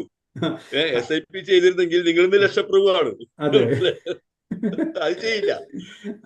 അപ്പോ മുരളിജി നമസ്കാരം. നമസ്തേ ജി. നമ്മുടെ സമിതിയുടെ തന്നെ ഞങ്ങൾ എല്ലാ ദിവസവും വൈകുന്നേരം 9 to 10 ബാഡ്മിന്റൺ പ്രാക്ടീസ് ചെയ്യുന്നുണ്ട്. ഒരുപാട് പേരെ നമ്മൾ വിളിച്ചിട്ടുണ്ട്, പക്ഷെ ആർക്കും സമയമില്ല. അതാണ് ഞങ്ങൾ കുറച്ച് പേര് 5-6 പേരുണ്ട് നമ്മുടെ സമിതിയിൽ, അല്ല, 5-6 പേരായിട്ട്. അത് ഞാൻ ആർക്കും നേരത്തെ സമയമില്ല. പറഞ്ഞില്ലേ, നമ്മൾ ആ മൈൻഡ് സെറ്റ് പറയുമ്പോൾ പറഞ്ഞില്ലേ, 5-10% ആൾക്കാരാണ് ആ മൈൻഡ് സെറ്റിലുള്ളൂ. ബാക്കി 90% ആളുകളും പുറത്താണ്. ഇപ്പൊ നിങ്ങൾ 100 പേരെ വിളിച്ചു കഴിഞ്ഞാൽ, പണ്ടുള്ളവർ പറയത്തില്ല, ഹെൽത്ത് ഈസ് വെൽത്ത്. ആരോഗ്യമില്ല പിന്നെ ബാങ്കിൽ കിടക്കുന്ന പൈസ കൊണ്ട് ഒരു പരമില്ല. അല്ല, അത് നമ്മൾ കാണാതെ പഠിക്കും, പരീക്ഷയ്ക്ക് ആൻസർ ചെയ്ത് മാത്രമേ ചെയ്യുന്നത്. പക്ഷെ അത് ആക്ച്വൽ പ്രാക്ടീസ് നമ്മൾ ചെയ്യുന്നില്ല എന്നുള്ളതാണ്. അത് അവിടെയാണ് നമ്മളെ മൈൻഡ് സെറ്റ് ചെയ്യേണ്ടത്. ഇതിലിപ്പോ നമ്മള് മ്യൂച്വൽ ഫണ്ടിൽ ഇൻവെസ്റ്റ് ചെയ്യുന്നുണ്ടെങ്കിൽ മിനിമം നമുക്കൊരു 12-15% മിനിമം കിട്ടിയില്ലെങ്കിൽ പിന്നെ മ്യൂച്വൽ ഫണ്ടിലേക്ക് പോയിട്ട് കാര്യമില്ലല്ലോ ജി, അല്ലെ? അങ്ങനെയൊന്നുമില്ല. ഇന്ത്യയിലെ മ്യൂച്വൽ ഫണ്ട് ആൾമോസ്റ്റ് ഏകദേശം ആ റേഞ്ച് കിട്ടുന്നുണ്ടല്ലോ നമുക്ക്. 15 ഫണ്ട്സ് കിട്ടുന്നുണ്ട്. മാർക്കറ്റ് ലിങ്ക്ഡ് ഇൻവെസ്റ്റ്മെന്റ്സ് 12-15% ആവറേജ് കൊടുക്കുന്നുണ്ട്. മിനിമം കിട്ടും ഇതുവരെ. ഇനി ഫ്യൂച്ചർ എങ്ങനെയാണെന്ന് അറിയത്തില്ല, ഇതുവരെ കിട്ടും. അല്ല, അതാണ് പറഞ്ഞത്. അതാണ് മാർക്കറ്റ് ലിങ്ക്ഡ് ആവുമ്പോൾ നിങ്ങൾ ടൈമാണ് ഇമ്പോർട്ടന്റ്. നിങ്ങളൊരു ഒരു മിനിമം 3 years അതിന്റെ എബോയിൽ കൊടുക്കണം. എന്നാലേ ഉള്ളൂ. എത്രത്തോളം കൂടുന്നോ അത്രത്തോളം ബെനിഫിറ്റ് ആണ്. പക്ഷെ ഒരു മിനിമം സമയം കൊടുക്കണം മാർക്കറ്റ് ലിങ്ക്ഡ് ആകുമ്പോൾ. പെട്ടെന്ന് ഒരു പരിപാടി നടക്കില്ല. ഓവർനൈറ്റ് ഒരു സംഭവം നടക്കില്ല. നമ്മളിതിന് ടൈം കൊടുക്കന്നെ വേണം, ക്ഷമയോടുകൂടി. നമ്മളിതിങ്ങനെ പറഞ്ഞ് ദിവസങ്ങൾ പോയിക്കൊണ്ടിരിക്കുകയാണ്. ഇപ്പൊ രാജേഷ് ഈ സെഷൻ പ്ലാൻ ചെയ്തിട്ട് കാലത്തിലായിരിക്കുന്നു. അതിനുശേഷം മാർക്കറ്റ് എത്ര അപ്പ് ആൻഡ് ഡൗൺസ് ആയി പോയി. അല്ല, ഇതിന് രാഷ്ട്രീയക്ക് ഒരുപാട് താങ്ക്സ്. പുള്ളി ഇതിന് ഒരുപാട് മെനക്കെടുന്നുണ്ട്. രാജേഷ് ശരിക്കും കഷ്ടപ്പെട്ടിട്ടുണ്ട് ഇതിന് വേണ്ടിയിട്ട്. കഷ്ടപ്പെടുന്നുണ്ട്. ഒരു ചോദ്യം മറ്റേ സുധീഷ് കുമാർ ചോദിക്കുന്നു, how do we select SIP and start easily? SIP തുടങ്ങാൻ വളരെ ഈസിയാണ്. അതിന് പ്രത്യേകിച്ചൊന്നും ഇതുമില്ല. ഇപ്പോൾ ഞാൻ വേണമെങ്കിൽ അതിന് ഹെൽപ്പ് ചെയ്യാം. നമുക്ക് ഡീറ്റെയിൽസ് തന്നു കഴിഞ്ഞാൽ ഒരു ലിങ്ക് അയക്കുന്നു, ആ ലിങ്ക് നിങ്ങൾ അപ്രൂവ് ചെയ്യുന്നു, മന്ത്ലി SIP സ്റ്റാർട്ട് ചെയ്യുന്നു. അതിൽ പ്രത്യേകിച്ച് ഇത് കൂടുതൽ ഒന്നുമില്ല. പിന്നെ ഏത് പ്രൊഡക്റ്റ് സെലക്ട് ചെയ്യണമെന്നൊക്കെ ആ ആളുടെ ഒരു റിസ്ക് പ്രൊഫൈൽ നോക്കിയിട്ട്, അയാളുടെ ജോലി എന്താണ്, അയാളുടെ ഫൈനാൻഷ്യൽ കമ്മിറ്റ്മെന്റ്സ് ഒക്കെ നോക്കിയിട്ട് നമുക്ക് പ്രൊഡക്റ്റ് റെക്കമെൻഡ് ചെയ്യാൻ പറ്റുള്ളൂ. Generally it's very simple. Details കിട്ടിക്കഴിഞ്ഞാൽ നമുക്ക് അത് അപ്പം തന്നെ ഓൺലൈനിലായിട്ട് ചെയ്യാവുന്നേ ഉള്ളൂ. അല്ല ജി, അതിലൊരു ഡൗട്ട് എന്താ വെച്ചാല്, ഇതൊരു നമ്മള് സ്വന്തമായിട്ട് ചെയ്യുന്നേക്കാളും അതൊരു പ്രൊഫഷണൽ ആയിട്ടുള്ള ഒരാളെ ഏൽപ്പിക്കുന്നതല്ലേ ഏറ്റവും ബെസ്റ്റ്? അങ്ങനെയുള്ള ഒരു ഗുണം എന്താ വെച്ചെങ്കിൽ, നമുക്ക് നിങ്ങൾ പ്രൊഫഷണൽ ആയിട്ട് ആളെ ഏൽപ്പിക്കണം. അപ്പൊ അയാളുടെ സംബന്ധിച്ചുള്ള ഇതാണ് അയാളുടെ പണി. അപ്പൊ അയാളിത് ട്രാക്ക് ചെയ്യും. അതിനെന്തെങ്കിലും ചേഞ്ചസ് വേണോ, അതിൽ വേറെ എന്തെങ്കിലും ഓപ്പർച്യൂണിറ്റി ഉണ്ടോ, അവരിത് നോക്കിക്കൊണ്ടിരിക്കുക എന്നുള്ളതാണ്. അപ്പോൾ ഐഡിയലി അത് തന്നെയാണ് നല്ലത്. നമ്മൾ നേരിട്ട് ചെയ്യാന്ന് പറഞ്ഞു കഴിഞ്ഞാൽ നമുക്കിതിന് പിന്നെ ഇതിന്റെ സമയമില്ല. നമ്മൾ 100 കാര്യങ്ങളാണ്. അപ്പൊ നമ്മൾ കുറച്ച് പൈസ അവർക്ക് കൊടുത്താലും കുഴപ്പമില്ലല്ലോ, ചെറിയ ഫീസ്. അല്ല, മ്യൂച്വൽ ഫണ്ട് തുടങ്ങാൻ അങ്ങനെ പൈസ കൊടുക്കേണ്ട കാര്യമില്ല. പിന്നെ അത് മ്യൂച്വൽ ഫണ്ട് AMCകൾ മാനേജ് ചെയ്യും. അതായത് ഇപ്പൊ ഞാനെന്ന് പറഞ്ഞാൽ മ്യൂച്വൽ ഫണ്ട് സർട്ടിഫൈഡ് ഡിസ്ട്രിബ്യൂട്ടർ ആണ്. അപ്പൊ നമ്മളും AMC തമ്മിലൊരു എഗ്രിമെന്റ് ഉണ്ട്. അപ്പൊ നമ്മൾ മ്യൂച്വൽ ഫണ്ട് ചെയ്യാൻ ഈ കസ്റ്റമർ ഒന്നും പൈസ കൊടുക്കേണ്ട കാര്യമില്ല, അത് AMC കൊടുത്തോളൂ. അതിന്റെ ഭാഗമാണ്. അതുപോലെ തന്നെ നമ്മൾ അടുത്തൊരു ഇതില് ബാക്കിയുള്ളവരെ ക്വസ്റ്റ്യൻസസ് വരുന്നുണ്ട്, അവർ പ്രിപ്പയർ ചെയ്യട്ടെ. അതിന്റെ ഉള്ളിൽ അടുത്തൊരു നമുക്കൊരു പ്ലാൻ ചെയ്യേണ്ടത്, നെക്സ്റ്റ് ഒരു ക്ലാസ് വരുമ്പോഴേക്കും പ്ലാൻ ചെയ്യേണ്ട ഒരു കാര്യം എന്ന് പറഞ്ഞാൽ, ഡെപ്റ്റ് ഹാൻഡ്ലിങ്ങിനെ കുറിച്ചിട്ട് ജി ഒന്നും പറഞ്ഞില്ല. ഇപ്പൊ ഒന്നും പറയേണ്ട കാര്യമില്ല. അത് കുറച്ചും കൂടെ വിശാലമായിട്ടുള്ള ഒരു സബ്ജക്ട് കൂടിയാണ്. അത് അടുത്തൊരു സെഷനിലേക്ക് വെക്കേണ്ടതാണ്. ആൾറെഡി ഡെപ്റ്റ് ഉള്ളവർ അതൊക്കെ ഹാൻഡിൽ ചെയ്യണം അല്ലേ? അതെ. അതൊരു വലിയൊരു കാര്യമാണ് അത്. പിന്നെ അതുപോലെ തന്നെ വേറെ കാര്യം കൂടി ഉണ്ട്, അതൊന്ന് പറഞ്ഞു കൊടുത്താൽ നന്നായിരുന്നു. എത്രയാണ് ലീസ്റ്റ് എമൗണ്ട് നമുക്ക് ഇൻവെസ്റ്റ് ചെയ്യേണ്ടത്? കാരണം പല ആൾക്കാരും, ഇപ്പൊ ഞാൻ ഒരു 2 കൊല്ലമായിട്ട് പറഞ്ഞുകൊണ്ടിരിക്കുന്ന ആൾക്കാരുണ്ട്. അപ്പൊ ഞാൻ ഇപ്പൊ സ്റ്റാർട്ട് ചെയ്യാന്ന് പറഞ്ഞുകൊണ്ടിരിക്കുന്ന ആൾക്കാരുണ്ട്. അപ്പൊ അവരെ സംബന്ധിച്ചിടത്തോളം പറയുകയാണെങ്കിൽ എന്റെ അടുത്ത് പൈസ ഇല്ല എന്നുള്ളതാണ് വിഷയം. എത്ര പൈസ കൊണ്ടാണ് ഇതിനകത്തുള്ള മെയിൻ പ്രശ്നം എന്താ അറിയോ? നമ്മുടെ കേരളത്തിലുള്ളവർക്ക് ഈ സ്റ്റോക്ക് മാർക്കറ്റ് ഇൻവെസ്റ്റ്മെന്റ് അല്ലെങ്കിൽ മ്യൂച്വൽ ഇതെന്ന് പറഞ്ഞാൽ അവർക്ക് മനസ്സിലാത്തില്ല. അവർ ആട് മാഞ്ചി അതേ കണക്കുള്ളത്തോണ്ട് കൂടി കൊണ്ട് ഇൻവെസ്റ്റ് ചെയ്യും. ഇത് കണക്കുള്ള അല്ല, പ്രോപ്പറായിട്ട് റിട്ടേൺ കിട്ടുന്നിടത്ത് കൊണ്ട് ഇൻവെസ്റ്റ് ചെയ്യത്തില്ല. ഇനി അഥവാ ആരെങ്കിലും ഇൻവെസ്റ്റ് ചെയ്യാൻ പോയിട്ടുണ്ട് അവരെ പിന്തിരിപ്പിക്കുകയും ചെയ്യും. അതാണ് നമ്മുടെ ആൾക്കാരുടെ പ്രത്യേകത. അത് ലീസ്റ്റ് ഇൻവെസ്റ്റ്മെന്റ് എന്ന് പറഞ്ഞു കഴിഞ്ഞാൽ അങ്ങനെയൊന്നും ഇല്ല. അതിപ്പോ എത്രത്തോളം നമുക്ക് ഇൻവെസ്റ്റ് ചെയ്യാൻ പറ്റുന്നു അത്രത്തോളം ഇൻവെസ്റ്റ് ചെയ്യുന്നതാണ് ചുരുങ്ങി. ഇതിപ്പോ നമുക്കൊരു 5000 രൂപയെങ്കിലും ഇൻവെസ്റ്റ് ചെയ്ത് കഴിഞ്ഞാൽ നമുക്ക് 5000 രൂപ ഇൻവെസ്റ്റ് ചെയ്ത് കഴിഞ്ഞാലും ഒരു 6 മാസം ഇൻവെസ്റ്റ് ചെയ്ത് കഴിഞ്ഞാൽ എത്ര ഇവിടെ നമുക്ക് ഒന്നും ഇല്ലാത്തേക്കാളും നല്ലതാണല്ലോ അതെ, എന്തെങ്കിലും something is better than nothing എന്നുള്ള പോളിസി അനുസരിച്ചിട്ട് നമുക്ക് നമുക്കൊരു ഒരു 1000 5000 രൂപ നമുക്ക് രൂപയെങ്കിലും ഇൻവെസ്റ്റ് ചെയ്തൂടെ? ഏഹ് ഈവൺ മുരളിജി, ആ നമുക്ക് ഈ ഇപ്പൊ മുരളിജിക്ക് ഇതിനകത്ത് കൂടുതൽ എക്സ്പീരിയൻസ് ഉണ്ട്. അപ്പൊ ഈ മൾട്ടി ബാഗർ സ്റ്റോക്കുകൾ കണ്ടെത്തി കഴിഞ്ഞാൽ അതിനകത്ത് കുറെ അതിനുള്ള എന്തെങ്കിലും നമ്മൾ ഗ്രൂപ്പിൽ ആഡ് ചെയ്തുകൊണ്ട് ചെയ്യാൻ പറ്റുമോ? എന്റെ ചേട്ടാ, ഈ മൾട്ടിലെ ബാഗസ് അതിനെ കുറിച്ച് കഴിഞ്ഞ ദിവസം ആ സെഷനിൽ നിങ്ങൾ ഞാൻ ഉണ്ടായിരുന്നു. കേട്ടിരുന്നല്ലേ, ഞാൻ പറഞ്ഞത് നിങ്ങൾക്ക് കൂടുതൽ എക്സ്പീരിയൻസ് ഉണ്ട് ഇതിനകത്ത്. അപ്പൊ അറിയാൻ പറ്റുമോ? ഓക്കെ, ഞാന് ഒരു ജസ്റ്റ് SIPയുടെ ഒരു കാൽക്കുലേഷൻ ഷെയർ ചെയ്യാം. ഞാൻ ആൾറെഡി ഇവിടെ എടുത്ത് കാണുന്നുണ്ടോ? എക്സൽ ഫയല് കാണുന്നുണ്ടോ? കാണുന്നുണ്ട്. ഓക്കെ, ഇപ്പൊ നിങ്ങൾ ഒരു 1000 രൂപ വെച്ച് ഇൻവെസ്റ്റ് ചെയ്യുകയാണെങ്കിൽ 1000 രൂപ വേണ്ട, ഒരു 5000 രൂപ വെച്ച് നിങ്ങൾ ഇൻവെസ്റ്റ് ചെയ്യുകയാണെന്നുണ്ടെങ്കിൽ ഒരു 25 വർഷം ഇൻവെസ്റ്റ് ചെയ്തെന്ന് വിചാരിക്കുക. നിങ്ങൾ 15 ലക്ഷം രൂപയാണ് നിങ്ങളുടെ ഇൻവെസ്റ്റ്മെന്റ്. ഒരു 15% എന്ന് പറഞ്ഞു കഴിഞ്ഞാൽ 1.6 CR ഉണ്ടാവും. അപ്പോൾ ഇപ്പോൾ ഇപ്പോൾ 50 വയസ്സുള്ള ഒരാള് ഇപ്പോൾ നമ്മൾ റിട്ടയർമെന്റ് കണക്കാക്കിയിട്ടാണ് ചെയ്യുന്നത്. നമ്മൾ നേരത്തെ പറഞ്ഞു 18 ലക്ഷം രൂപ വേണ്ടി വരും ഒരു വർഷത്തേക്കാന്ന് പറഞ്ഞു. അപ്പൊ ഏകദേശം 3.5 CR വേണം ഒരാൾ റിട്ടയർ ചെയ്യാൻ വേണ്ടിയിട്ട്. അപ്പോ ഓക്കെ, ഇപ്പോൾ ഒരു 10000 രൂപ വെച്ചിട്ട് ഏകദേശം അയാൾ ഒരു 25 വർഷം ഇൻവെസ്റ്റ് ചെയ്ത് കഴിഞ്ഞാലാണ് 3.2 CR ഉണ്ടാവുന്നത്. 15% ഗ്രോത്ത് വെച്ചിട്ടാണ് കാൽക്കുലേറ്റ് ചെയ്തിരിക്കുന്നത്. അപ്പോൾ അത്രയും സമയമുള്ള ഒരാളാണെന്ന് വെച്ചെങ്കിൽ നിങ്ങൾ ഇപ്പോൾ 25 വർഷമൊക്കെ റിട്ടയർമെന്റിൽ ഉണ്ടെന്നുണ്ടെങ്കിൽ നിങ്ങൾ 10000 രൂപ വെച്ച് മന്ത്ലി ഇൻവെസ്റ്റ് ചെയ്താൽ മതി. ഇനിയിപ്പോൾ അതല്ല, നിങ്ങൾക്ക് അത്ര സമയം ഇല്ല എന്നുണ്ടെങ്കിൽ ഒരു 25,000 വെച്ചിട്ട് ഇൻവെസ്റ്റ് ചെയ്ത് കഴിഞ്ഞാൽ ഒരു 15 വർഷമൊക്കെ കഴിഞ്ഞാൽ നിങ്ങൾക്ക് ഒരു 1.5 CR ഉണ്ടാവും. അപ്പോൾ ഇത് നിങ്ങളുടെ സമയം അനുസരിച്ചിട്ടാണ്. അതുകൊണ്ട് അത് ഞാൻ പറയുന്നത് ഒരു ജനറലായിട്ട് നമുക്ക് പറയാൻ പറ്റില്ല, 1 to 1 ആയിട്ട് പറയാൻ പറ്റില്ല. ഒരു 50,000 ഒക്കെയാണ് നിങ്ങൾക്ക് മന്ത്ലി ഇൻവെസ്റ്റ് ചെയ്യുകയാണെന്നുണ്ടെങ്കിൽ നിങ്ങൾക്ക് 15 വർഷം ആകുമ്പോഴേക്കും നിങ്ങൾക്ക് 3.3 CR ഒക്കെ ഉണ്ടാവും. ടൈമാണ് ഇവിടെ മെയിൻ. അപ്പോൾ നമ്മൾ എത്ര ഇൻവെസ്റ്റ് ചെയ്യണം എന്ന് ചോദിക്കുന്നതിന് മുമ്പ് നിങ്ങളുടെ ഏജ് അറിയണം, നിങ്ങളുടെ റിസ്ക് പ്രൊഫൈൽ അറിയണം, നിങ്ങളുടെ ലയബിലിറ്റി. അത് റിട്ടയർമെന്റ് പ്ലാനിങ് എന്ന് പറഞ്ഞു കഴിഞ്ഞാൽ എൻറ്റയർലി ഡിഫറെന്റ് ഇതാണ്. നിങ്ങളുടെ ആ എക്സ്പെൻസ്, മന്ത്ലി എക്സ്പെൻസ്, ഇപ്പോഴത്തെ എക്സ്പെൻസ്, എക്സ്പെക്റ്റഡ് എക്സ്പെൻസ്, അങ്ങനെ ഒരുപാട് കാര്യങ്ങൾ അതിൽ വരുന്നുണ്ട്. അപ്പോൾ നമുക്ക് കൃത്യമായിട്ട് പറയാൻ പറ്റില്ല. പക്ഷേ എന്നാലും ജനറലി ഇപ്പോൾ നിങ്ങളൊരു 10,000 ഒക്കെ ഇൻവെസ്റ്റ് ചെയ്യാണ് മന്ത്ലി എന്നുണ്ടെങ്കിൽ നിങ്ങൾക്ക് കിട്ടാൻ പോകുന്നത് ഈ ഒരു റിട്ടേൺ ആണ്. ഒരു 25 വർഷമാണെങ്കിൽ 3.2, അല്ലാണെങ്കിൽ ഒരു 10 വർഷമൊക്കെ ആണെങ്കിൽ 27 lakhs ഉണ്ടാവുള്ളൂ വരുന്നത്. അപ്പോൾ എത്രത്തോളം കൂടുന്നതനുസരിച്ച് ആ റിട്ടേൺ കിട്ടും. അത് നമ്മൾ ജനറൽ ആയിട്ട് അങ്ങനെ പറയാൻ നമുക്ക് ഇതിൽ എന്തായാലും ഒരു കാര്യം ചെയ്യാം. നമുക്കിപ്പോൾ നേരത്തെ പറഞ്ഞ മാതിരി ഓരോ പോയിന്റ്സിലും വെച്ചിട്ട് നമുക്ക് സെപ്പറേറ്റ് സെഷൻസ് ഒന്ന് എടുക്കാം. അപ്പൊ നമുക്ക് ഏകദേശം ഒരു ഐഡിയ കിട്ടും. പിന്നെ അതിനല്ല, ഇനിയിപ്പോൾ അതിന് മുമ്പ് ആർക്കെങ്കിലും 1 to 1 ആയിട്ട് ചെയ്യണമെന്നുണ്ടെന്നുണ്ടെങ്കിൽ പിന്നെ എൻ്റെ കോണ്ടാക്ട്സ് ഞാൻ ഷെയർ ചെയ്യാം. നമുക്ക് രാജേഷോട് ചോദിച്ചാലും മതി. നമുക്ക് പേഴ്സണലായിട്ട് ഡിസ്കസ് ചെയ്തിട്ട് നമുക്കത് പ്ലാൻ ചെയ്യാം.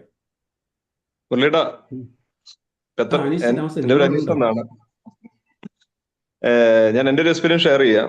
മുരളിയേട്ടൻ ഷാർജയിൽ ഉണ്ടായിരുന്ന സമയത്ത് മുരളിയേട്ടന്റെ അഡ്വൈസില് 2021 ഞാൻ ആദ്യമായിട്ട് ഇൻവെസ്റ്റ് ചെയ്ത് തുടങ്ങുന്നത്. ഏതാണ്ട് ഗൾഫിൽ വന്നിട്ട് ഏതാണ്ട് ഒരു 17 വർഷത്തിന് ശേഷം. ഇപ്പൊ ഞാനിത് SIP ഒക്കെ എക്സ്പ്ലെയിൻ ചെയ്ത സമയത്ത് ഞാൻ ആദ്യം വെറും 5000 രൂപയാണ് ആദ്യം ഇൻവെസ്റ്റ് ചെയ്തത്. ഞാൻ കൂടുതൽ സ്റ്റഡി ചെയ്യാനൊന്നും പോയില്ല. മുരളിയേട്ടനെ വിശ്വസിച്ച് ഞാനത് സ്റ്റാർട്ട് ചെയ്യുമായിരുന്നു.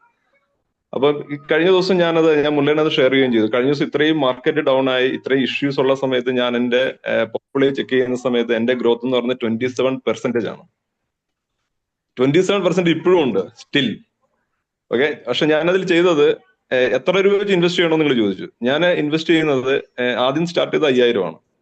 പിന്നീട് ഞാൻ എല്ലാ വർഷവും ഞാൻ അതിനകത്തില് ഒരു ചെറിയൊരു എമൗണ്ട്, ചില വർഷം ഞാൻ 2000-3000 രൂപയൊക്കെ അതിൽ ഞാൻ ഇൻക്രീസ് ചെയ്തുകൊണ്ട്, കാരണം നമ്മുടെ കരിയർ എപ്പോഴും സ്വാഭാവികമായിട്ടും നമുക്ക് സാലറി ഇൻക്രിമെന്റ് ഒക്കെ വരുന്നുണ്ട്, അല്ലെങ്കിൽ നമുക്ക് അതർ സോഴ്സ് ഇൻകം ഒക്കെ നമുക്ക് കിട്ടും സ്വാഭാവികം മുന്നോട്ട് പോകുന്നത് അനുസരിച്ചിട്ട്. അപ്പൊ എല്ലാ വർഷവും ഞാനത് സ്റ്റാർട്ട് ചെയ്ത് പുതിയ SIP-കൾ സ്റ്റാർട്ട് ചെയ്ത് ഇപ്പൊ എന്റെ 7-8 SIP-കളുണ്ട്. അപ്പൊ ഈ 8 SIP ഒരു SIP തുടങ്ങാൻ ബുദ്ധിമുട്ടുണ്ടായെന്ന് ചിന്തിച്ച സ്ഥലത്ത് ഇപ്പൊ എനിക്ക് 7-8 SIP ഉണ്ട്. ഈ 7-8 SIP തുടങ്ങാൻ എനിക്ക് വലിയ ബുദ്ധിമുട്ടൊന്നും തോന്നിയില്ല, കാരണം അതാണ് എല്ലാ വർഷം ചെറിയ എമൗണ്ട് മാത്രമേ അത് കൂട്ടിക്കൊണ്ട് വന്നുള്ളൂ. അപ്പൊ എനിക്ക് തോന്നുന്നു നമ്മൾ 5000 ഇൻവെസ്റ്റ് ചെയ്യാന്ന് ചിന്തിച്ചിട്ട് 5000-ൽ നിന്ന് കഴിഞ്ഞാൽ അത് അവിടെ തന്നെ നിൽക്കത്തേ ഉള്ളൂ. പക്ഷെ എല്ലാ വർഷവും നമുക്ക് അതിനകത്തിൽ ചെറിയ എമൗണ്ട് 1000 രൂപയെങ്കിലും നമുക്ക് അതിനകത്തിൽ കൂട്ടിക്കൊണ്ട് വന്നെങ്കിൽ മാത്രമേ ശരിക്കും നമ്മൾ പറഞ്ഞ ആ ലക്ഷ്യത്തിലേക്ക് നമ്മൾ എത്തത്തുള്ളൂ. അപ്പൊ അതുകൊണ്ട് എത്രയും പെട്ടെന്ന് സ്റ്റാർട്ട് ചെയ്യുക എന്നുള്ളതാണ് എന്തെങ്കിലും രീതിയിൽ. ഷെയർ അതാണ് നിങ്ങൾ മിനിമം സ്റ്റാർട്ട് ചെയ്യുക, ബാക്കിയൊക്കെ ഓട്ടോമാറ്റിക് ആയിട്ട് ഫോളോ. ഇതെന്താ സംഭവം അറിയാം, ഇപ്പോൾ രാജേഷ് നേരത്തെ ചോദിച്ച മാതിരി നിങ്ങൾ ഒറ്റയ്ക്ക് സ്റ്റാർട്ട് ചെയ്ത് കഴിഞ്ഞാൽ ആ തുടങ്ങിയോടത്തും നിങ്ങൾ നിൽക്കും. ഇപ്പൊ നിങ്ങളൊരു ഏജന്റിനെ വെച്ചിട്ട് ഇപ്പൊ എൻ്റെ ഒരു വർക്കിംഗ് ഇതെന്താണെന്ന് വെച്ചെങ്കിൽ നമ്മുടെ കൂടെ ഇൻവെസ്റ്റ് ചെയ്ത ആൾ 1000 രൂപ ചെയ്താലായാലും 50,000 ചെയ്താലായാലും നമ്മൾ at least once in a week contact ചെയ്യും, എന്തെങ്കിലുമൊക്കെ അപ്ഡേറ്റ്സ് ഉണ്ടെങ്കിൽ പറയും, എന്തെങ്കിലും പുതിയ ഇൻവെസ്റ്റ്മെന്റ് ഉണ്ടെങ്കിൽ പറയും. അങ്ങനെ ഒരാൾ നമ്മളെ പിന്നിൽ വർക്ക് ചെയ്യുമ്പോൾ എന്താ വെച്ചെങ്കിൽ ഓട്ടോമാറ്റിക് ആയിട്ട് നമ്മൾ പുതിയ ഇൻവെസ്റ്റ്മെന്റ്സ് ചെയ്യാൻ സാധിക്കും. ഇപ്പൊ അനീഷ് ഇത് പറയാനുള്ള കാരണം എന്ന് വെച്ചെങ്കിൽ അനീഷിക്ക് അവിടെ ഒരു വാക്കിംഗ് ഗ്രൂപ്പ് ഉണ്ട്, വീക്കെൻഡ്സിൽ നടക്കാൻ പോകുന്ന ഗ്രൂപ്പ് ഉണ്ട്. അവിടെ വെച്ചിട്ടാണ് ഈ ചർച്ചകൾ, ഞാൻ നേരത്തെ പറഞ്ഞില്ലേ പോസിറ്റീവ് ആയിട്ടുള്ള ഒരു ഗ്രൂപ്പ് ഉണ്ടാക്കുക എന്നുള്ളത്, ഏറ്റവും ഇഫക്റ്റീവ് ആയിട്ടുള്ള ഒരു ഗ്രൂപ്പാണ് ആ വാക്കിംഗ് ഗ്രൂപ്പ്. ഞാൻ സത്യം പറഞ്ഞാൽ ഗൾഫിൽ നിന്ന് തിരിച്ച് ഇങ്ങോട്ട് പോകുന്നതിൽ ഇനി ഏറ്റവും മിസ് ചെയ്യുന്നത് ആ രാവിലത്തെ 2 ദിവസം നടത്തവും പിന്നെ രാജേഷിറ്റൊക്കെ കൊണ്ടുവന്ന ഹൈക്കിങ്ങുമാണ്. കാരണം ഏറ്റവും പ്രൊഡക്റ്റീവ് ആയിട്ടുള്ള ഡിസ്കഷൻസും ഏറ്റവും പോസിറ്റീവ് ആയിട്ടുള്ള കാര്യങ്ങൾ ഡിസ്കസ് ചെയ്യുന്ന ഒരു ഗ്രൂപ്പായിരുന്നു അത്. അപ്പൊ അത്തരം ഗ്രൂപ്പുകളിൽ അങ്ങനത്തെ ചർച്ചകളൊക്കെ വരുമ്പോൾ ഓട്ടോമാറ്റിക്കായിട്ട് നമ്മൾ ഇൻവെസ്റ്റ് ചെയ്യാനും നമ്മളും അത് ചെയ്യണം എന്നുള്ളൊരു തോന്നൽ വരും. ഇപ്പൊ അതിലുള്ള ഹരിജി ആയാലും രാജേഷ് ജി ആയാലും ദീപക് ജി ഓഫ് കോഴ്സ് അതിന്റെ ഭാഗമാണ്. അങ്ങനെ കുറെ പേരുണ്ട്. ഇവരെല്ലാവരും ഈ ഫൈനാൻഷ്യൽ കാര്യങ്ങളിൽ വളരെ അപ് ടു ഡേറ്റ് ആണ്. അത് ഇപ്പോഴെ പ്ലാനിങ്ങിലാണ് എല്ലാവരും. അപ്പോ മുരളിജി, നമുക്ക് ഓൾറെഡി ഇപ്പോ സ്റ്റാർട്ട് ചെയ്തിട്ട് 1 hour കഴിഞ്ഞു. അപ്പൊ നമുക്ക് ക്വസ്റ്റ്യൻ ആൻസേഴ്സ് ബാക്കിയുള്ള ആൾക്കാരുടെ ഡൗട്ടുകൾ എന്തെങ്കിലുമൊക്കെ ഉണ്ടെന്ന് ക്ലിയർ ചെയ്യാമായിരുന്നു. ഞാൻ എന്തായാലും നമ്പർ ഷെയർ ചെയ്തിട്ടുണ്ട്. ഞാൻ ആർക്കെങ്കിലും പേഴ്സണൽ ആയിട്ട് കോൺടാക്ട് ചെയ്യണം, അല്ലെങ്കിൽ രാജേഷ് ജി കൊടുത്താലും മതി, ആർക്കെങ്കിലും വേണമെന്നുണ്ടെങ്കിൽ. അന്വേഷിയുടെ ആ ഒരു ഇത് വളരെ ഇൻസ്പിറബിൾ കാര്യങ്ങളാണ്. കാരണം ചെയ്യാത്ത ആൾക്കാർ ഇന്ന് തന്നെ സ്റ്റാർട്ട് ചെയ്യുക എന്നുള്ളതാണ്. അതുപോലെ തന്നെ ആ ക്വസ്റ്റ്യൻ ഞാൻ നേരത്തെ ചോദിച്ചത് ഏറ്റവും മിനിമം എത്രയാണെന്നുള്ളതാണ്. ഏറ്റവും ഒരു 100 രൂപയെങ്കിൽ 100 രൂപ വെച്ചാൽ ഒന്നും അല്ലാത്തതിനേക്കാളും നല്ലതാണ്. മാത്രമല്ല നമ്മളുടെ ഒരു സ്വഭാവത്തിന് വളർത്തിയെടുക്കുന്ന ഒരു കാര്യം കൂടിയാണ്. അത് വളരെ ഇമ്പോർട്ടന്റ് ആണെന്ന് പറയാൻ ആഗ്രഹിക്കുന്നു.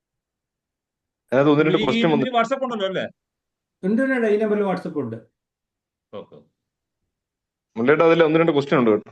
ഞാൻ ആൻസർ ചെയ്തിരുന്നു അന്വേഷിച്ചു.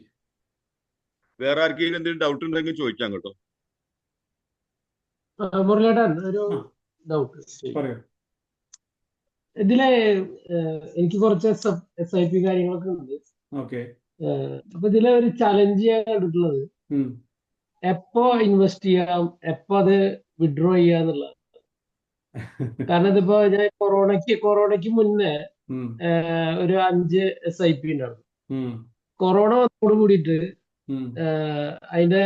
അത് ആമ്പലും വെള്ളം ഒപ്പായി, മനസ്സിലായ. അപ്പൊ അത്രയും നാളത്തെ വളർച്ച കഴിഞ്ഞു. അപ്പൊ പിന്നെയും വീണ്ടും കൊറോണയെന്ന് പിക്കപ്പ് ചെയ്ത് പിന്നെ ഒരു അപ്പിലെത്തി. ഇപ്പൊ അത് യുദ്ധം വന്ന് വീണ്ടും അത് താഴെ പോയി. അപ്പൊ കൊറോണ പോലെ അത്രയും ഇതായില്ല. അപ്പൊ ഇത് നമ്മൾ ആ സമയങ്ങളിലൊക്കെ ഒരു ടൈം പീരീഡ് വെച്ച്, അല്ലെങ്കിൽ നമ്മളൊരു ടാർഗറ്റ് വെച്ചിട്ട് അത് വിഡ്രോ ചെയ്യാച്ചെങ്കിൽ ഇതിനൊക്കെ ബെനിഫിറ്റ് ഉണ്ടാവില്ല. ഇല്ല, അത് നമ്മുടെ ഒരു തെറ്റിദ്ധാരണയാണ്. We can't time the market. നമുക്ക് ഒരിക്കലും മാർക്കറ്റിനെ ടൈം ചെയ്യാൻ പറ്റില്ല. അത് എങ്ങോട്ടാ അത് അറിയുന്നുണ്ടെങ്കിൽ നമുക്ക് എത്രയോ പണക്കാരനാണ്. പക്ഷെ നടക്കില്ല. മാർക്കറ്റിനെ ടൈം ചെയ്യാന്നുള്ളത് ഒരിക്കലും നടക്കില്ല. ഇപ്പൊ ഞാനൊരു എക്സാമ്പിൾ പറയാം. ഞങ്ങൾ കൊറോണ ടൈമിന്റെ ഞാൻ 2017 എൻ്റെ ഫസ്റ്റ് പോർട്ട്ഫോളിയോ ഞാൻ ആദ്യം സീരിയസ് ആയിട്ട് ഇൻവെസ്റ്റ് ചെയ്യാൻ തുടങ്ങിയത്. ഇത് ഈ കൊറോണ വന്ന സമയത്ത് എൻ്റെ ലോസ് എന്ന് പറഞ്ഞാൽ 50% ക്യാപിറ്റൽ ലോസ് ആയിരുന്നു എനിക്ക്. ഞാനൊന്നും ചെയ്തില്ല, കുറച്ച് ഇൻവെസ്റ്റ് ചെയ്തു. ആ സമയത്ത് ആവറേജ് ചെയ്തു. അതിനുശേഷം പിന്നെ ഞാൻ ആ പോർട്ട്ഫോളിയോ ഒന്നും ചെയ്തില്ല, അങ്ങനെ വിട്ടു. ഇപ്പൊ അതിനുശേഷം പല പ്രാവശ്യം കയറി ഇറങ്ങുകയൊക്കെ ചെയ്തു ആ പോർട്ട്ഫോളിയോ. ഇപ്പൊ ആ പോർട്ട്ഫോളിയോ ഏകദേശം 140% പ്രോഫിറ്റിൽ കടന്നിരുന്നതാണ്. ഇപ്പൊ അത് 95 കുറഞ്ഞിട്ടുണ്ട്. ഈ 95 കുറയാൻ കാരണം ഞാൻ കഴിഞ്ഞ 2 വർഷം കുറച്ച് ഷെയർസ് വാങ്ങിയത് ഡൗൺ ആയത് കൊണ്ടാണ്. ഞാൻ പറഞ്ഞതെന്ന് വെച്ചെങ്കിൽ നമ്മൾ ഈ വാറ് വരുന്നു, കോവിഡ് വരുന്നു, ഇതൊന്നും, ഈ ബഹളങ്ങളൊന്നും നമ്മൾ ശ്രദ്ധിക്കേണ്ട കാര്യമില്ല. നമ്മൾ കീപ് ഇൻവെസ്റ്റിംഗ്. മാർക്കറ്റ് നിങ്ങൾ ഏത് പ്രൊഡക്റ്റ് ആയി കഴിഞ്ഞ ഒരു സെഷനിൽ നമ്മളൊരു സ്ലൈഡ് കൊടുത്തിരുന്നത്, ഇപ്പോൾ ഗോൾഡിന്റെ പിന്നാലെ സിൽവറിന്റെ പിന്നാലെ ആളുകൾ ഓടുന്നുണ്ട്. Over A period of time ഈ റിട്ടേൺ എല്ലാം നിങ്ങൾക്ക് മാർക്കറ്റിൽ നിന്ന് കിട്ടാൻ പോകുന്നത് 12-15% ആണ്. അത് ഈ ഗോൾഡ് മാർക്കറ്റ് ലിങ്ക്ഡ് പ്രൊഡക്റ്റുകളെല്ലാം അതാണ് തരാൻ പോകുന്നത്. ആവറേജ് 15 ഡീസെന്റ് ആയിട്ടുള്ള റിട്ടേൺ കൊടുത്തുകൊണ്ടിരിക്കുന്നുണ്ട്. അത് കിട്ടും. അത് നിങ്ങൾക്ക്, പിന്നെ നിങ്ങൾക്ക് അത്രമാത്രം സമയമുണ്ട്, നമുക്ക് പറ്റുന്നുണ്ടെങ്കിൽ നിങ്ങൾക്ക് ഈ പറഞ്ഞ കാര്യങ്ങളൊക്കെ ചെയ്യാം. അതിന് ബെസ്റ്റ് എന്ന് വെച്ചെങ്കിൽ മ്യൂച്വൽ ഫണ്ടുകളിൽ കീപ്പ് ഓൺ ഇൻവെസ്റ്റിംഗ്. കാരണം എന്താ വെച്ചെങ്കിൽ ഈ ഫണ്ട് മാനേജേഴ്സ് നമ്മളെക്കാളും ഈ റിസർച്ച് ടീം 10-200 ആളുകളുടെ റിസർച്ച് ടീമാണ് ഓരോ ഫണ്ടുകൾക്കുള്ളത്. അവർ ഇതൊക്കെ റിസർച്ച് ചെയ്തുകൊണ്ടിരിക്കുകയാണ്. അപ്പോൾ അവരവരുടെ പണി എടുക്കട്ടെ, നമ്മൾ നമ്മുടെ പണി എടുക്കുക. അപ്പം നമ്മളിതിന് ടൈമിങ് ചെയ്യാൻ ശ്രമിക്കുന്നത് നടക്കില്ല. ഇപ്പോൾ എന്നെ കുറച്ച് മുമ്പ് എൻ്റെ കൂടെ തന്നെ ഇൻവെസ്റ്റ് ചെയ്യുന്ന ഒരാൾ വിളിച്ച് സംസാരിച്ചു. പുള്ളി പക്ഷെ ആക്റ്റീവായിട്ട് ബൈ സെല് ചെയ്യുന്ന ആളാണ്. അപ്പോൾ പുള്ളി എൻ്റെ അടുത്ത് പറഞ്ഞു, എനിക്ക് ഇത്രയും ലോസ് ഉണ്ട് ഇപ്പോൾ എന്ന് പറഞ്ഞു. അപ്പോൾ ഞാൻ പറഞ്ഞു, എനിക്ക് ലോസ് അല്ല, എനിക്ക് ഇപ്പോഴും പോർട്ട്ഫോളിയോ പ്രോഫിറ്റിലാണ് നടക്കുന്നത്.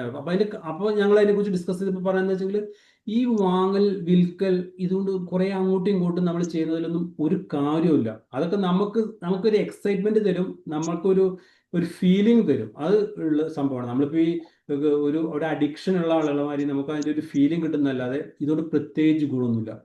ഞാനെപ്പോഴും എൻ്റെ ഡ്രൈവിങ്ങിന്റെ എക്സാമ്പിളാണ് പറയാറ്. നമ്മളിപ്പോൾ നിങ്ങൾ ഷാർജയിൽ നിന്ന് ദുബായിലേക്ക് ഡ്രൈവ് ചെയ്ത് പോകുന്നു, നിങ്ങൾ ആ ലൈനിൽ നിന്ന് വളരെ മര്യാദക്കാരനായിട്ട് ദുബായിൽ എത്താണെങ്കിൽ നിങ്ങൾ ചിലപ്പോൾ 10-15 മിനിറ്റ് ലേറ്റ് ആയിട്ട് എത്തും. പക്ഷെ നിങ്ങൾക്ക് മനസമാധാനത്തോടുകൂടി നിങ്ങൾ പോവും, നിങ്ങൾ അവിടെ എത്തിച്ചേരും. നേരെ മറിച്ച് നിങ്ങൾ ലെഫ്റ്റ് റൈറ്റ് സെന്റർ കുത്തി കയറ്റി അവിടെ ഇടിച്ച് ഇവിടെ സിഗ്നൽ ക്രോസ് ചെയ്ത് പോയാൽ കുറെ ഫൈനും കിട്ടും, കുറെ നിങ്ങളുടെ മൈലേജ് മോശമായിരിക്കും, വേണ്ടാത്ത ടെൻഷൻ ഉണ്ടാവും, 10 മിനിറ്റ് നേരത്തെ എത്തുമായിരിക്കും. അതുകൊണ്ട് കാര്യമില്ലല്ലോ. അപ്പൊ അതേമാതിരി തന്നെ ഇവിടെ സംഭവിക്കുന്നത്, നമ്മൾ ഡീസെന്റ് ആയിട്ട് കീപ്പ് ഓൺ ഇൻവെസ്റ്റിംഗ്. മാർക്കറ്റ് എന്ന് പറഞ്ഞാൽ ഇത് എങ്ങോട്ടും പോകില്ല. ഇങ്ങനെ കുറെ ശബ്ദങ്ങൾ ഉണ്ടായിക്കൊണ്ടിരിക്കും. വാർ വരും, കോവിഡ് വരും, റിസഷൻസ് വരും, ഇങ്ങനെ പലതും സംഭവിക്കും. മന്ത്രിസഭ ചിലപ്പോൾ ഇനി ഈ മന്ത്രിസഭ മാറി വേറെ മന്ത്രിസഭകൾ വരും. ഇന്ത്യയിൽ ഒരു 2-3 വർഷത്തിനുള്ളിൽ ഇലക്ഷൻ ആയ കാലം ഉണ്ടായിട്ടുണ്ട്. അന്നും മാർക്കറ്റ് സർവൈവ് ചെയ്തിട്ടുണ്ട്. അപ്പൊ ഈ ബഹളങ്ങളൊന്നും നമ്മൾ നോക്കണ്ട. We keep on investing. Some point of time അതിന്റെ റിസൾട്ട് നിങ്ങൾക്ക് കിട്ടും. Okay Rajeev ji? Okay Murali, thank you. Okay Rajesh, വേറെ ക്വസ്റ്റ്യൻ ഇല്ലെങ്കിൽ നമുക്ക് പിന്നെ പിരിയാം. വേറെ ആരെങ്കിലും എന്തെങ്കിലും ഡൗട്ട് ഉണ്ടോ?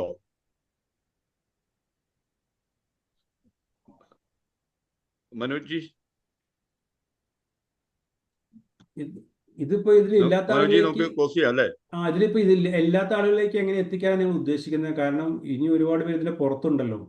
അല്ല, എനിക്ക് തോന്നുന്നു അതിന് മുമ്പ് ഈ വന്നവരുടെ കാര്യത്തിൽ വന്നവർക്ക് എന്തെങ്കിലും ഹെൽപ്പ് വേണമെന്നുള്ളതൊന്ന് ലിസ്റ്റ് ഡൗൺ ചെയ്തിട്ട് ഒന്ന് ടാർഗറ്റ് ചെയ്ത് നന്നായിരിക്കും. നമ്പർ നോട്ട് ചെയ്തിട്ടുണ്ടെങ്കിൽ വാട്സാപ്പിൽ. ഓക്കെ. മുരളിജി, ഇത് നമുക്കൊരു ബോധവൽക്കരണം എന്നുള്ളത് വളരെ നല്ല ഒരു ഇതാണ്. ഇതെല്ലാം ഞങ്ങളെല്ലാം ചെയ്യുന്നുണ്ടെങ്കിലും ഇതിപ്പോ നമുക്ക് ഇങ്ങനെ കേൾക്കുമ്പോഴാണ് വീണ്ടും അത് ഒരു എനർജി നമുക്ക് കിട്ടുന്നത്. അപ്പൊ ഇതൊക്കെ ഈ സിപ്പുകളൊക്കെ ഞാനും ചെയ്തിരുന്നു, പക്ഷെ ഇപ്പൊ എല്ലാം നിർത്തിവെച്ചു. ഇപ്പൊ വീണ്ടും ഇപ്പൊ തുടങ്ങുക എന്നുള്ളത് ഇപ്പൊ അതൊരു വളരെ വൈകിയ വേളയാണെന്ന് എനിക്ക് തോന്നുന്നു. എന്നിരുന്നാലും നമ്മൾ ഈ ബോധവൽക്കരണം നടത്തുമ്പോൾ നമുക്ക് പോലും ഇപ്പൊ നേരത്തെ രാജേഷ് ജി അല്ലെങ്കിൽ കുറച്ച് ആളുകൾ കൂടിയിട്ടാണ് ഇതെല്ലാം ഇനീഷ്യേറ്റ് ചെയ്തത് എന്ന് പറഞ്ഞല്ലോ. പക്ഷെ അത് ഞങ്ങൾക്കും കൂടി വേണ്ടിയിട്ടാണത്, അതിലൊരു സംശയമില്ല. അപ്പൊ ഇതുകൊണ്ടാണ് ഇപ്പൊ നമുക്ക് വീണ്ടും എന്താ പറയാ, വീണ്ടും തുടങ്ങാൻ ഇപ്പൊ ഞാൻ വിചാരിക്കും, അയ്യോ ഇപ്പൊ തന്നെ ചെയ്യണോ എന്നാണ് എനിക്ക് തോന്നുന്നത്. ഇപ്പൊ നമുക്കിപ്പോ ഒരുപാട് എമൗണ്ട് നമുക്ക് മാറ്റി വെക്കാൻ കഴിഞ്ഞിട്ടില്ല, പക്ഷെ കഴിയുന്നത് എന്താണോ അപ്പൊ നമുക്കൊരു ഡിസിപ്ലിൻ വരുന്നുണ്ട്. മുൻപൊക്കെ അതൊരു ഡിസിപ്ലിൻ ആയിട്ട് നമുക്ക് പോയിരുന്നു, പക്ഷെ പല സാഹചര്യങ്ങളിൽ എനിക്ക് പറ്റാതായി പോയി. പക്ഷെ പിന്നെ ഇപ്പൊ വീണ്ടും അത് ഇപ്പൊ ഇങ്ങനെ ഒരു ക്ലാസ്സിൽ ഇരുന്നത് കൊണ്ടും പിന്നെ അതുപോലെ മുരളിജിയുടെ ആ ഒരു എന്താ പറയാ ആ തോട്ട് ഷെയർ ചെയ്തുകൊണ്ട് അല്ലെങ്കിൽ ഞങ്ങൾക്കൊരു ക്ലാസ് തന്നത് കൊണ്ടും ആയിരിക്കും എനിക്ക് തോന്നിയത്. ഇപ്പൊ ഇതിലിരിക്കുന്ന എത്ര പേർക്ക് അത് തോന്നിയിട്ടുണ്ടാവുമെന്ന് എനിക്കറിയില്ല. ചിലപ്പോൾ തോന്നിയിട്ട് 1-2 ആൾക്ക് അത് തീർച്ചയായിട്ടും തോന്നിയിട്ടുണ്ടാവും. അപ്പൊ എന്തായാലും thank you so much. Aneesh ഇല്ലേ അവിടെ? അനീഷ്, അക്ഷയ മോഡൽ ഒന്ന് എക്സ്പ്ലെയിൻ ചെയ്യണം. കാരണം എനിക്ക് ഇവർക്ക് നല്ല ഗ്രൂപ്പ് ഉണ്ടെങ്കിൽ ആ മോഡൽ ഒന്ന് ഫോളോ ചെയ്യാന്നല്ലേ ഉള്ളൂ. എക്സ്പ്ലെയിൻ ചെയ്യണോ? അല്ല, ഞാൻ പറയാന്ന് വെച്ചെങ്കിൽ അതില് ഫണ്ട് എത്ര കളക്ട് ചെയ്യുന്നുള്ളതല്ല പ്രധാനം, പക്ഷെ അറ്റ്ലീസ്റ്റ് ആ ഒരു കണക്ടിവിറ്റി നിലനിൽക്കുമ്പോൾ സ്വാഭാവികമായിട്ട് ഡിസ്കസ് ചെയ്യും. മുരളിയേട്ടൻ പറഞ്ഞ അക്ഷയ എന്ന് പറയുന്ന സാധനം നമ്മൾ ഈ കോവിഡ് സമയം കഴിഞ്ഞ സമയത്ത് അത് ഇച്ചിരി റിസ്ക് ആണ്. പിന്നെ അതുകൂടാതെ തന്നെ അത് ആ ആളുകളുടെ ആ കൂട്ടായ്മ വളരെ ഇമ്പോർട്ടന്റ് ആണ്. അത്രയും നമ്മൾ ഒരു ബോണ്ടിങ് ഉണ്ടെങ്കിൽ മാത്രമേ അത് നടക്കത്തുള്ളൂ. എന്തായാലും നിങ്ങൾക്ക് ഞാനൊരു ഐഡിയ ഷെയർ ചെയ്യാം എന്താന്നുള്ളത്. ഞങ്ങൾ 2020 കോവിഡ് കഴിഞ്ഞ സമയത്ത് നോക്കുന്ന സമയത്ത് പല ആളുകളും ഫിനാൻഷ്യലി വളരെ വീക്കാണ്, പ്രത്യേകിച്ച് നമ്മുടെ ആളുകൾ. ഞങ്ങളൊക്കെ ഇവിടുത്തെ വർക്കിൽ ഉണ്ടായിരുന്ന ആളുകളാണ്, പല ആളുകളും നേരിട്ട് അറിയാവുന്ന ആളുകളാണ്. അപ്പൊ ആ സമയത്ത് നമ്മളിപ്പോ ഇരിക്കുന്നത് പോലെ തന്നെ നമ്മള് ഇതിനു മുമ്പ് തന്നെ പറയേണ്ടത്, ഒരു മുരളിയേട്ടനോട് എനിക്ക് ഒരു 10, 15, 18 വർഷം ഞാനും മുരളിയേട്ടനൊക്കെ തമ്മിൽ ഒരു 10, 22 വർഷത്തെ ബന്ധമുണ്ട്. അത് പുള്ളിയോട് സംഘടനാപരമായ ബന്ധമാണ്. അപ്പൊ ഏതാണ്ട് 10, 20 വർഷം മുമ്പ് മുരളിയേട്ടൻ നമ്മളെയൊക്കെ വിളിച്ചിട്ട് എക്സ്പ്ലെയിൻ ചെയ്തിട്ടുണ്ട് എന്താണ് ഇൻഷുറൻസ്, എന്താണ് ഇപ്പൊ നിങ്ങളോട് എക്സ്പ്ലെയിൻ ചെയ്തതുപോലെ ഞങ്ങളോട് എക്സ്പ്ലെയിൻ ചെയ്ത ആളാണ്. പക്ഷെ അന്നേരം ഇതൊന്നും നമ്മുടെ തലയിലേക്ക് പോയില്ല. അപ്പൊ നമ്മുടെ ലൈഫിൽ നമ്മൾക്കൊരു വീഴ്ച ഉണ്ടായ സമയത്താണ് നമ്മൾ ചിന്തിക്കുന്നത് നമ്മൾ ബിഗ് സീറോ ആണെന്നുള്ള ചിന്തിക്കുന്നത്. അപ്പൊ അങ്ങനെ ഞങ്ങൾ ചിന്തിച്ച സമയത്താണ് നമുക്ക് ശരിക്കും ഇപ്പൊ ഇവിടെ ഷെയർ ചെയ്ത കാര്യങ്ങൾ കുറച്ചുകൂടെ പേഴ്സണലി നമുക്ക് കുറച്ചുകൂടെ അതിനോടൊരു താല്പര്യം ഉണ്ടാവാൻ വേണ്ടിയിട്ട് ഞങ്ങൾ സ്റ്റാർട്ട് ചെയ്ത ഗ്രൂപ്പാണ് അക്ഷയ എന്ന് പറയുന്നത്. ഒന്നുമില്ല, ഞങ്ങൾ എല്ലാ മാസവും അതിനകത്തിലൊരു 100 ദിർഹംസ് വെച്ചിട്ട് ഞങ്ങൾ 25 പേരുണ്ട്, ഞങ്ങൾ അതിൽ ഷെയർ ചെയ്യും എല്ലാ മാസവും. ഇപ്പൊ അത് തുടങ്ങിയിട്ട് ഇപ്പൊ ഏകദേശം ഒരു 4 വർഷമാവും. അപ്പൊ എല്ലാ മാസവും ഞങ്ങൾ അത് 100 ദിർഹംസ്, എന്ത് പ്രശ്നം ഉണ്ടെങ്കിലും ഞങ്ങൾ ആ 100 ദിർഹംസ് അതിനകത്തിൽ എല്ലാവരും അവരുടെ കോൺട്രിബ്യൂഷൻ കൊടുക്കും. അത് ഞങ്ങൾ കൃത്യമായിട്ട് മാർക്കറ്റിൽ ഇൻവെസ്റ്റ് ചെയ്യും. അപ്പൊ മാർക്കറ്റിൽ ഇൻവെസ്റ്റ് ചെയ്യുന്ന സമയത്ത് ഈ അപ്പ് ആൻഡ് ഡൗൺ മാർക്കറ്റിൽ എപ്പോഴും ഉണ്ടായിക്കൊണ്ടേയിരിക്കും. അപ്പൊ ഇത് അറിയാവുന്ന ആളുകളാണ് അതിനകത്തിൽ ഈ ചെയ്യുന്ന 25 പേര്. അപ്പൊ അങ്ങനെ 100 ദിർഹംസ് കൂട്ടി ആദ്യത്തെ ഒരു വർഷത്തിന് ശേഷം ഞങ്ങളത് വീണ്ടും കൂട്ടിയിട്ട് അത് 200 ദിർഹംസ് ആക്കി. അപ്പൊ അതിങ്ങനെ പോയിക്കൊണ്ടിരിക്കുകയാണ്. ഇപ്പൊ ഞങ്ങളുടെ കയ്യിൽ ഇരിക്കുന്ന എമൗണ്ട് ഏകദേശം 1 CR അടുത്തെത്തി നമ്മുടെ കൂട്ടായ്മയിൽ. പെർ ഹെഡ് പ്രോഫിറ്റ് തന്നെ ദിർഹംസ് കാൽക്കുലേറ്റ് ചെയ്യുന്ന ഓൾമോസ്റ്റ് അറൌണ്ട് 14,000 15,000 അടുത്ത് ഞങ്ങൾക്ക് പെർ ഹെഡും ആയിട്ടുണ്ട്. അപ്പൊ ഞാൻ പറഞ്ഞത്, പക്ഷെ അതിന്റെ അഡ്വാൻറ്റേജ് എന്താന്ന് വെച്ച് കഴിഞ്ഞാല് ഞാൻ ഈ പറയുന്നത് ഞങ്ങളുടെ എല്ലാവരുടെയും ലൈഫിൽ ഞങ്ങൾക്ക് ഒരു ഡിസിപ്ലിൻ ഉണ്ടായി. അപ്പൊ ഇത് നമ്മുടെ കൂട്ടായ്മയ്ക്കകത്ത് നമ്മൾ ആ 100 ദിർഹംസ് അല്ലെ 200 ദിർഹംസ് ഇൻവെസ്റ്റ് ചെയ്തു എന്നുള്ളതല്ല, മറിച്ച് ഞങ്ങൾക്കെല്ലാവരും പേഴ്സണലി ഞങ്ങളെല്ലാം അതിനകത്തിൽ കൂടുതൽ പേഴ്സണൽ ഇൻവെസ്റ്റ്മെന്റുകൾ ഞങ്ങൾ കൂടുതലായിട്ട് നടത്താറുണ്ട്. ഞങ്ങൾക്കെല്ലാം ടൈം ഇൻഷുറൻസ് എടുത്തു, ഞങ്ങൾ ഹെൽത്ത് ഇൻഷുറൻസ് എടുത്തു. ഇതൊക്കെ നമ്മൾ അതിന് ശേഷം സ്റ്റാർട്ട് ചെയ്തത് കേട്ടോ. അതുപോലെ തന്നെ ഞങ്ങൾക്ക് നിരവധി SIP-കൾ എടുത്തു. നല്ല ഇൻവെസ്റ്റ്മെന്റുകൾ ഞങ്ങൾ എല്ലാവരും അതിനകത്ത് ചെയ്യാൻ തുടങ്ങി. അപ്പൊ നമ്മുടെ പേഴ്സണൽ ഇൻവെസ്റ്റ്മെന്റ് നമുക്ക് അവയർനെസ് ഉണ്ടായ സമയത്തും കോൺഫിഡൻസ് ഉണ്ടായ സമയത്തും നമ്മൾ അതിനകത്ത് കൂടുതൽ ഇൻവെസ്റ്റ്മെന്റ് നടത്താൻ തുടങ്ങി. പിന്നെ നമ്മൾ എത്ര രൂപ വെച്ച് ഇൻവെസ്റ്റ് ചെയ്യുമെന്ന് നിങ്ങൾ നേരത്തെ നിങ്ങൾ ചോദിച്ചില്ലേ, അതിന്റെ ആൻസർ എന്ന് പറഞ്ഞാൽ നമ്മളെ കയ്യിൽ പ്രോഫിറ്റ് കാണുന്ന സമയത്ത് ഓട്ടോമാറ്റിക്കായിട്ട് നമ്മൾ എവിടുന്നെങ്കിലും ഒക്കെ കൊണ്ടുവന്നിട്ട് അതിനകത്തിൽ ഇൻവെസ്റ്റ് ചെയ്യും. നമ്മുടെ മെന്റാലിറ്റി മാറും, നമ്മുടെ ഹാബിറ്റ് മാറും. അപ്പൊ നമ്മൾ എങ്ങനെയെങ്കിലും അതിൽ കൂടുതൽ ഫണ്ട് ഇൻവെസ്റ്റ് ചെയ്യാൻ വേണ്ടിയിട്ട് നമ്മൾ തയ്യാറാവും. അപ്പൊ ഓട്ടോമാറ്റിക് ആയിട്ട് നമുക്ക് 8, 10 SIP-കളും ഒക്കെ നമുക്ക് സ്റ്റാർട്ട് ചെയ്യാൻ വേണ്ടി പറ്റും. അപ്പൊ നമ്മുടെ മൈൻഡ് മാറി എന്നുള്ളതാണ്. അപ്പൊ ആ കൂട്ടായ്മ കൊണ്ട് നമുക്കുണ്ടായ ഒരു പ്രയോജനം, എല്ലാം 3 മാസം കൂടുമ്പോൾ ഞങ്ങൾ ഒന്നിച്ചു കൂടുന്നു. ഞങ്ങൾ പേഴ്സണൽ ആയിട്ട് ഓരോരുത്തർക്കും ഞങ്ങൾ ടാർഗറ്റ് നിശ്ചയിക്കുന്നു. നിങ്ങൾ പ്രാവശ്യം ടൈം ഇൻഷുറൻസ് എടുക്കണം, നിങ്ങൾ ഹെൽത്ത് ഇൻഷുറൻസ് എടുക്കണം, നിങ്ങൾക്ക് പേഴ്സണൽ ഇൻവെസ്റ്റ്മെന്റ് വേണം, അങ്ങനെ പറയുന്നു. അതുകൂടാതെ നമ്മുടെ ഗ്രൂപ്പായിട്ടുള്ള ഇൻവെസ്റ്റ്മെന്റ് എന്ന് പറയുന്നത് ഇന്ന് ഞങ്ങൾക്ക് ലാസ്റ്റില് നമ്മൾ നോക്കുന്ന സമയത്ത് അറൌണ്ട് എത്ര മുകളിൽ 20 lakhs 30 lakhs മുകളിൽ ഞങ്ങൾക്ക് പ്രോഫിറ്റ് തന്നെ അതിനകത്ത് അത്രയും പ്രോഫിറ്റ് ഉണ്ട് ഞങ്ങൾക്ക് അതിനകത്ത്. പറഞ്ഞില്ല, ഞങ്ങൾ മാർക്കറ്റിലാണ് ഇൻവെസ്റ്റ് ചെയ്തിരിക്കുന്നത്, അത്രയും പ്രോഫിറ്റ് ഉണ്ട് ഞങ്ങൾക്ക് അതിൽ. അപ്പൊ ഞാൻ പറഞ്ഞത് അത്, പക്ഷെ ആ കൂട്ടായ്മ കുറച്ച് റിസ്ക് ആണ്. റിസ്ക് എന്ന് പറഞ്ഞു കഴിഞ്ഞാൽ അത് ഞങ്ങൾ അത്രയും ആളുകൾ പേഴ്സണലി അത്രയും അടുപ്പമുള്ളവരും അത്രയും നേരിട്ട് അറിയാവുന്ന ആളുകളുമാണ്. പിന്നെ പൈസയാണ്, അത് ഹാൻഡിൽ ചെയ്യുന്ന സമയത്ത് വളരെ ശ്രദ്ധിക്കണം. അങ്ങനെ അത്രയും വർഷങ്ങളായിട്ട് ഇപ്പൊ ഞാൻ ഞങ്ങൾക്ക് ഒരു 22 വർഷത്തെ അടുപ്പമുണ്ടെന്ന് പറഞ്ഞില്ലേ, അത്രയും അടുപ്പമുള്ള ആളുകളായതുകൊണ്ടാണ് ഞങ്ങൾക്ക് അത് ഈസി ആയിട്ട് നടക്കുന്നത്. അത് മാത്രമല്ല, അതിൽ ബഹുഭൂരിപക്ഷം ആളുകൾ എന്റെ നാട്ടുകാരാണ്, എന്റെ വീടിനടുത്തുള്ള ആളുകളാണ്.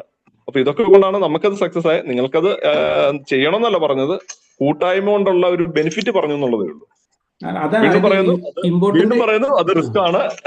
നമുക്ക് അത് അത്രയും ശ്രദ്ധിച്ചു പോയെങ്കിൽ മാത്രമേ അത് പ്രോപ്പറായിട്ട് പോകത്തുള്ളൂ. ഇതും കൂടാതെ ഇപ്പൊ എന്ത് ചെയ്തു, ആ ഇൻവെസ്റ്റ്മെന്റിൽ തന്നെ ഞങ്ങള് വീണ്ടും 300 ദിർഹംസ് കൂടെ ഞങ്ങൾ ആഡ് ചെയ്തിട്ട് ഞങ്ങൾ മ്യൂച്വൽ ഫണ്ടിൽ ഇൻവെസ്റ്റ് ചെയ്ത് തുടങ്ങി. അതും തുടങ്ങിയിട്ട് ഇപ്പൊ ഏകദേശം അതും 2 വർഷത്തോളമായിട്ട് അതും ഇത് കൂടാതെ തന്നെ ആ ഇൻവെസ്റ്റ്മെന്റ് അതും ഇതിനോടൊപ്പം തന്നെ പോകുന്നുണ്ട്. അപ്പൊ എന്താ വെച്ചിട്ടുണ്ടെങ്കിൽ നിങ്ങൾ ഇത് മുന്നോട്ട് പോകണമെന്നുണ്ടെങ്കിൽ നമ്മൾ ആ പോസിറ്റീവ് ആയിട്ടുള്ള ഒരു ഗ്രൂപ്പ് നമ്മൾ ആ ഒരു ഇത് കണ്ടിന്യൂ ചെയ്യണം. അപ്പോഴാണ് ഇത് മുന്നോട്ട് പോവുക വളരെ സക്സസ്ഫുൾ ആയിട്ട്. അതിന് ആ വാക്കിംഗ് ഗ്രൂപ്പ് വളരെ യൂസ്ഫുൾ ആയിരുന്നു. എന്നും വീക്കെൻഡിൽ രാവിലെ കുറേ നേരം ഇതിനെക്കുറിച്ചൊക്കെ ഡിസ്കസ് ചെയ്തിട്ടും അതിന്റെ കാര്യങ്ങൾ പറഞ്ഞിട്ടൊക്കെ ആകുമ്പോൾ ആ പോസിറ്റീവ് ആയിട്ടുള്ള ഒരു ഗ്രൂപ്പിൽ നിങ്ങൾ നിന്ന് കഴിഞ്ഞാൽ നിങ്ങൾക്ക് സക്സസ് ആയി മുന്നോട്ട് പോകാൻ പറ്റും. അല്ലാതെ ഇപ്പോൾ ഒരു സെഷനിൽ പങ്കെടുത്തിട്ട് നന്നായിരുന്നു, ഇൻഫർമേറ്റീവ് ആയിരുന്നു, കൊള്ളാം എന്നൊക്കെ പറഞ്ഞിട്ട് കാര്യമില്ല. നമ്മൾ മുന്നോട്ട് കൊണ്ടുപോകണം. അപ്പോഴേ നമുക്ക് സക്സസ് ആവാൻ പറ്റും. ഇതാണ് നേരത്തെ നമ്മൾ പറഞ്ഞത്. ഇത് കേൾക്കാൻ കുറെ ആൾക്കാരുണ്ടാവും.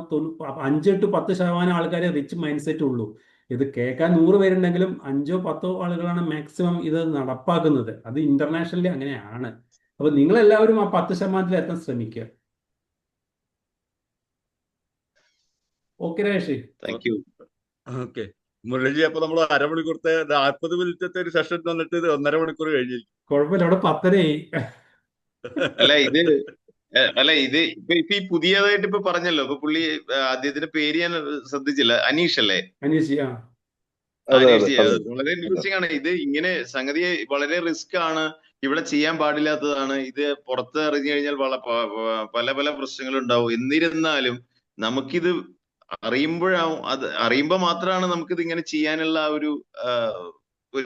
ഒരു മനസ്സ് നമുക്ക് വരുന്നത്. അത് വളരെ പോസിറ്റീവാണ്. എന്തായാലും താങ്ക് യു സോ മച്ച്. ഇതിങ്ങനെ ഷെയർ ചെയ്യുമ്പോൾ മാത്രമാണ് നമുക്ക് വീണ്ടും ഇതുപോലെ എന്തെങ്കിലും അറ്റ്ലീസ്റ്റ് ഇത് നാളെ നമുക്ക് ഞങ്ങൾ തുടങ്ങുമെന്നല്ല ഞങ്ങൾ ഉദ്ദേശിച്ചത്. അല്ലെങ്കിൽ നമുക്ക് വേറെ നാളെ അല്ലെങ്കിൽ മറ്റന്നാളെങ്കിലും നമുക്ക് തുടങ്ങാൻ പറ്റുമെന്ന് ഞാൻ വിചാരിക്കണം. അല്ലേ രാജേഷ് ജി? അല്ല, അതിലൊരു കാര്യം കൂടി ശ്രദ്ധിക്കേണ്ടതുണ്ട്. അതായത് അനീഷ് വേറെ ആൾക്കാർ വേണം, അത് സംശയമില്ല കാര്യത്തിൽ. അതാണ്, അതായത് ആ കൊടുക്കുന്ന 100 രൂപ പൊക്കോട്ടെ, എനിക്ക് ഏറ്റവും വലുത് എന്റെ കൂട്ടായ്മയാണ്, എന്റെ ഫ്രണ്ട്സാണ് ഏറ്റവും വലുത് എന്ന് ചിന്തിക്കുന്ന ആൾക്കാർക്ക് മാത്രമേ നടക്കൂ. അത് ശരിക്കും ഞങ്ങളത് സ്റ്റാർട്ട് ചെയ്തത് ഈ പറയുന്ന റിസ്ക് ഒക്കെ ഉണ്ടെന്ന് അറിയാം. പക്ഷെ എന്നാലും ഞങ്ങൾ ഇത് പല ആളുകളോട് മീറ്റിംഗുകൾ നടത്തി പറഞ്ഞിട്ടും പല ആളുകൾക്കും അത് അത്രയും അത് അവർ ഉള്ളിലേക്ക് കയറിയില്ല. അപ്പൊ നമ്മളിത് ചെയ്ത് കാണിക്കാം എന്നുള്ള ഒരു ഐഡിയയിലാണ് നമ്മൾ ശരിക്കും അത് സ്റ്റാർട്ട് ചെയ്തത്. അത് ചെയ്ത് അതിന്റെ ഗ്രോത്ത് കണ്ടപ്പോഴാണ് പല ആളുകളും ഇത്തരത്തിലുള്ള ഇൻവെസ്റ്റ്മെന്റുകളിലേക്ക് കൂടുതലായിട്ട് ചെയ്യാൻ വേണ്ടിയിട്ട് തയ്യാറായത്. അപ്പൊ അതുകൊണ്ട് പേഴ്സണലി ഇവരെല്ലാവരും നല്ല രീതിയിൽ അതിനകത്തിൽ ഇൻവെസ്റ്റ് ചെയ്യുന്നുണ്ട്. അപ്പൊ അതിനകത്തില് ഞാൻ പറയാം, ഒരു എക്സ്പീരിയൻസ് പറയാമെങ്കിൽ, ഒരാള് മകളുണ്ടായ സമയത്ത് അദ്ദേഹത്തിന്റെ ഒരു എക്സ്പീരിയൻസ് ഷെയർ ചെയ്തതാ. ആദ്യമായിട്ട് കുഞ്ഞ് ജനിക്കുന്ന സമയത്ത് പുള്ളി 5000 രൂപയുടെ ഒരു SIP എടുത്തു. ഇന്ന് ആ കുട്ടിക്ക് എന്നോട് ഇത് ലാസ്റ്റ് സംസാരിക്കുന്ന സമയത്ത് ആ കുട്ടിക്ക് 13-14 വയസ്സുണ്ട്, 13 വയസ്സുണ്ട്. ഇപ്പൊ അദ്ദേഹം അന്ന് തന്നെ ഇത് കാണിക്കുന്ന സമയത്ത് ഞാൻ ചോദിക്കുന്ന സമയത്ത് അത് 17 ലക്ഷം രൂപയായി ആ കുട്ടിയുടെ പേരിലുള്ള SIP. 17 ലക്ഷം രൂപ. ഞാൻ ഈ അടുത്ത സമയത്ത് അദ്ദേഹത്തോട് ചോദിച്ച സമയത്ത് ഒരു വർഷത്തിന് ശേഷം ഞാൻ ചോദിച്ച സമയത്ത് 22-24 ലക്ഷം രൂപയായി. നമ്മൾ പറയുന്നത് ഹയർ എഡ്യൂക്കേഷൻ, ഇന്നത്തെ കാലത്തെ കുട്ടികൾക്ക് ഒരു ഹയർ എഡ്യൂക്കേഷൻ പോകണമെങ്കിൽ ഏകദേശം 20 ലക്ഷത്തിന് മുകളിലെങ്കിലും കാശ് വേണ്ടി വരും. അപ്പം നമുക്ക് നേരത്തെ മുൻകൂട്ടി അത് കണ്ടെങ്കിൽ മാത്രമേ നമുക്ക് നമ്മുടെ കുട്ടികളെ നല്ല രീതിയിലൊരു ഹയർ എഡ്യൂക്കേഷൻ വിടാൻ വേണ്ടി സാധിക്കത്തുള്ളൂ. ഇത്തരത്തിലുള്ള ഒരു പ്ലാനിങ് വേണം. അപ്പൊ ഇങ്ങനെയുള്ള ഐഡിയാസ് കൂടെ നമ്മുടെ ആളുകളിലേക്ക് എത്തിക്കുക എന്നുള്ളതാണ് നമ്മൾ ഇങ്ങനെയുള്ള കൂട്ടായ്മ കൊണ്ട് നമ്മൾ ഉദ്ദേശിച്ചത്. ശരി, എല്ലാവർക്കും നല്ലതുണ്ടാകട്ടെ. നമസ്തേ. അപ്പൊ നമുക്ക് പിരിയല്ലേ? പിരിയാം. അപ്പൊ എന്തെങ്കിലും കോൺടാക്ട് ചെയ്യാൻ നമുക്ക് ഹാൻഡിൽ ചെയ്യാം. ശരി, അടുത്ത പ്രാവശ്യം കുറച്ചധികം കൂടി വിഷയങ്ങൾ വരുന്നുണ്ട്. അപ്പൊ നമുക്കത് ഡിസ്കസ് ചെയ്യേണ്ടതുണ്ട്. ഞാനും അതിന്റെ അപ്രൂവലും കാര്യങ്ങളൊക്കെ എടുക്കാം. അതിനുശേഷം നമുക്ക് ചെയ്യാം. Okay, thank you very much. Okay Murali. Okay, ശുഭരാത്രി. Okay, thank U.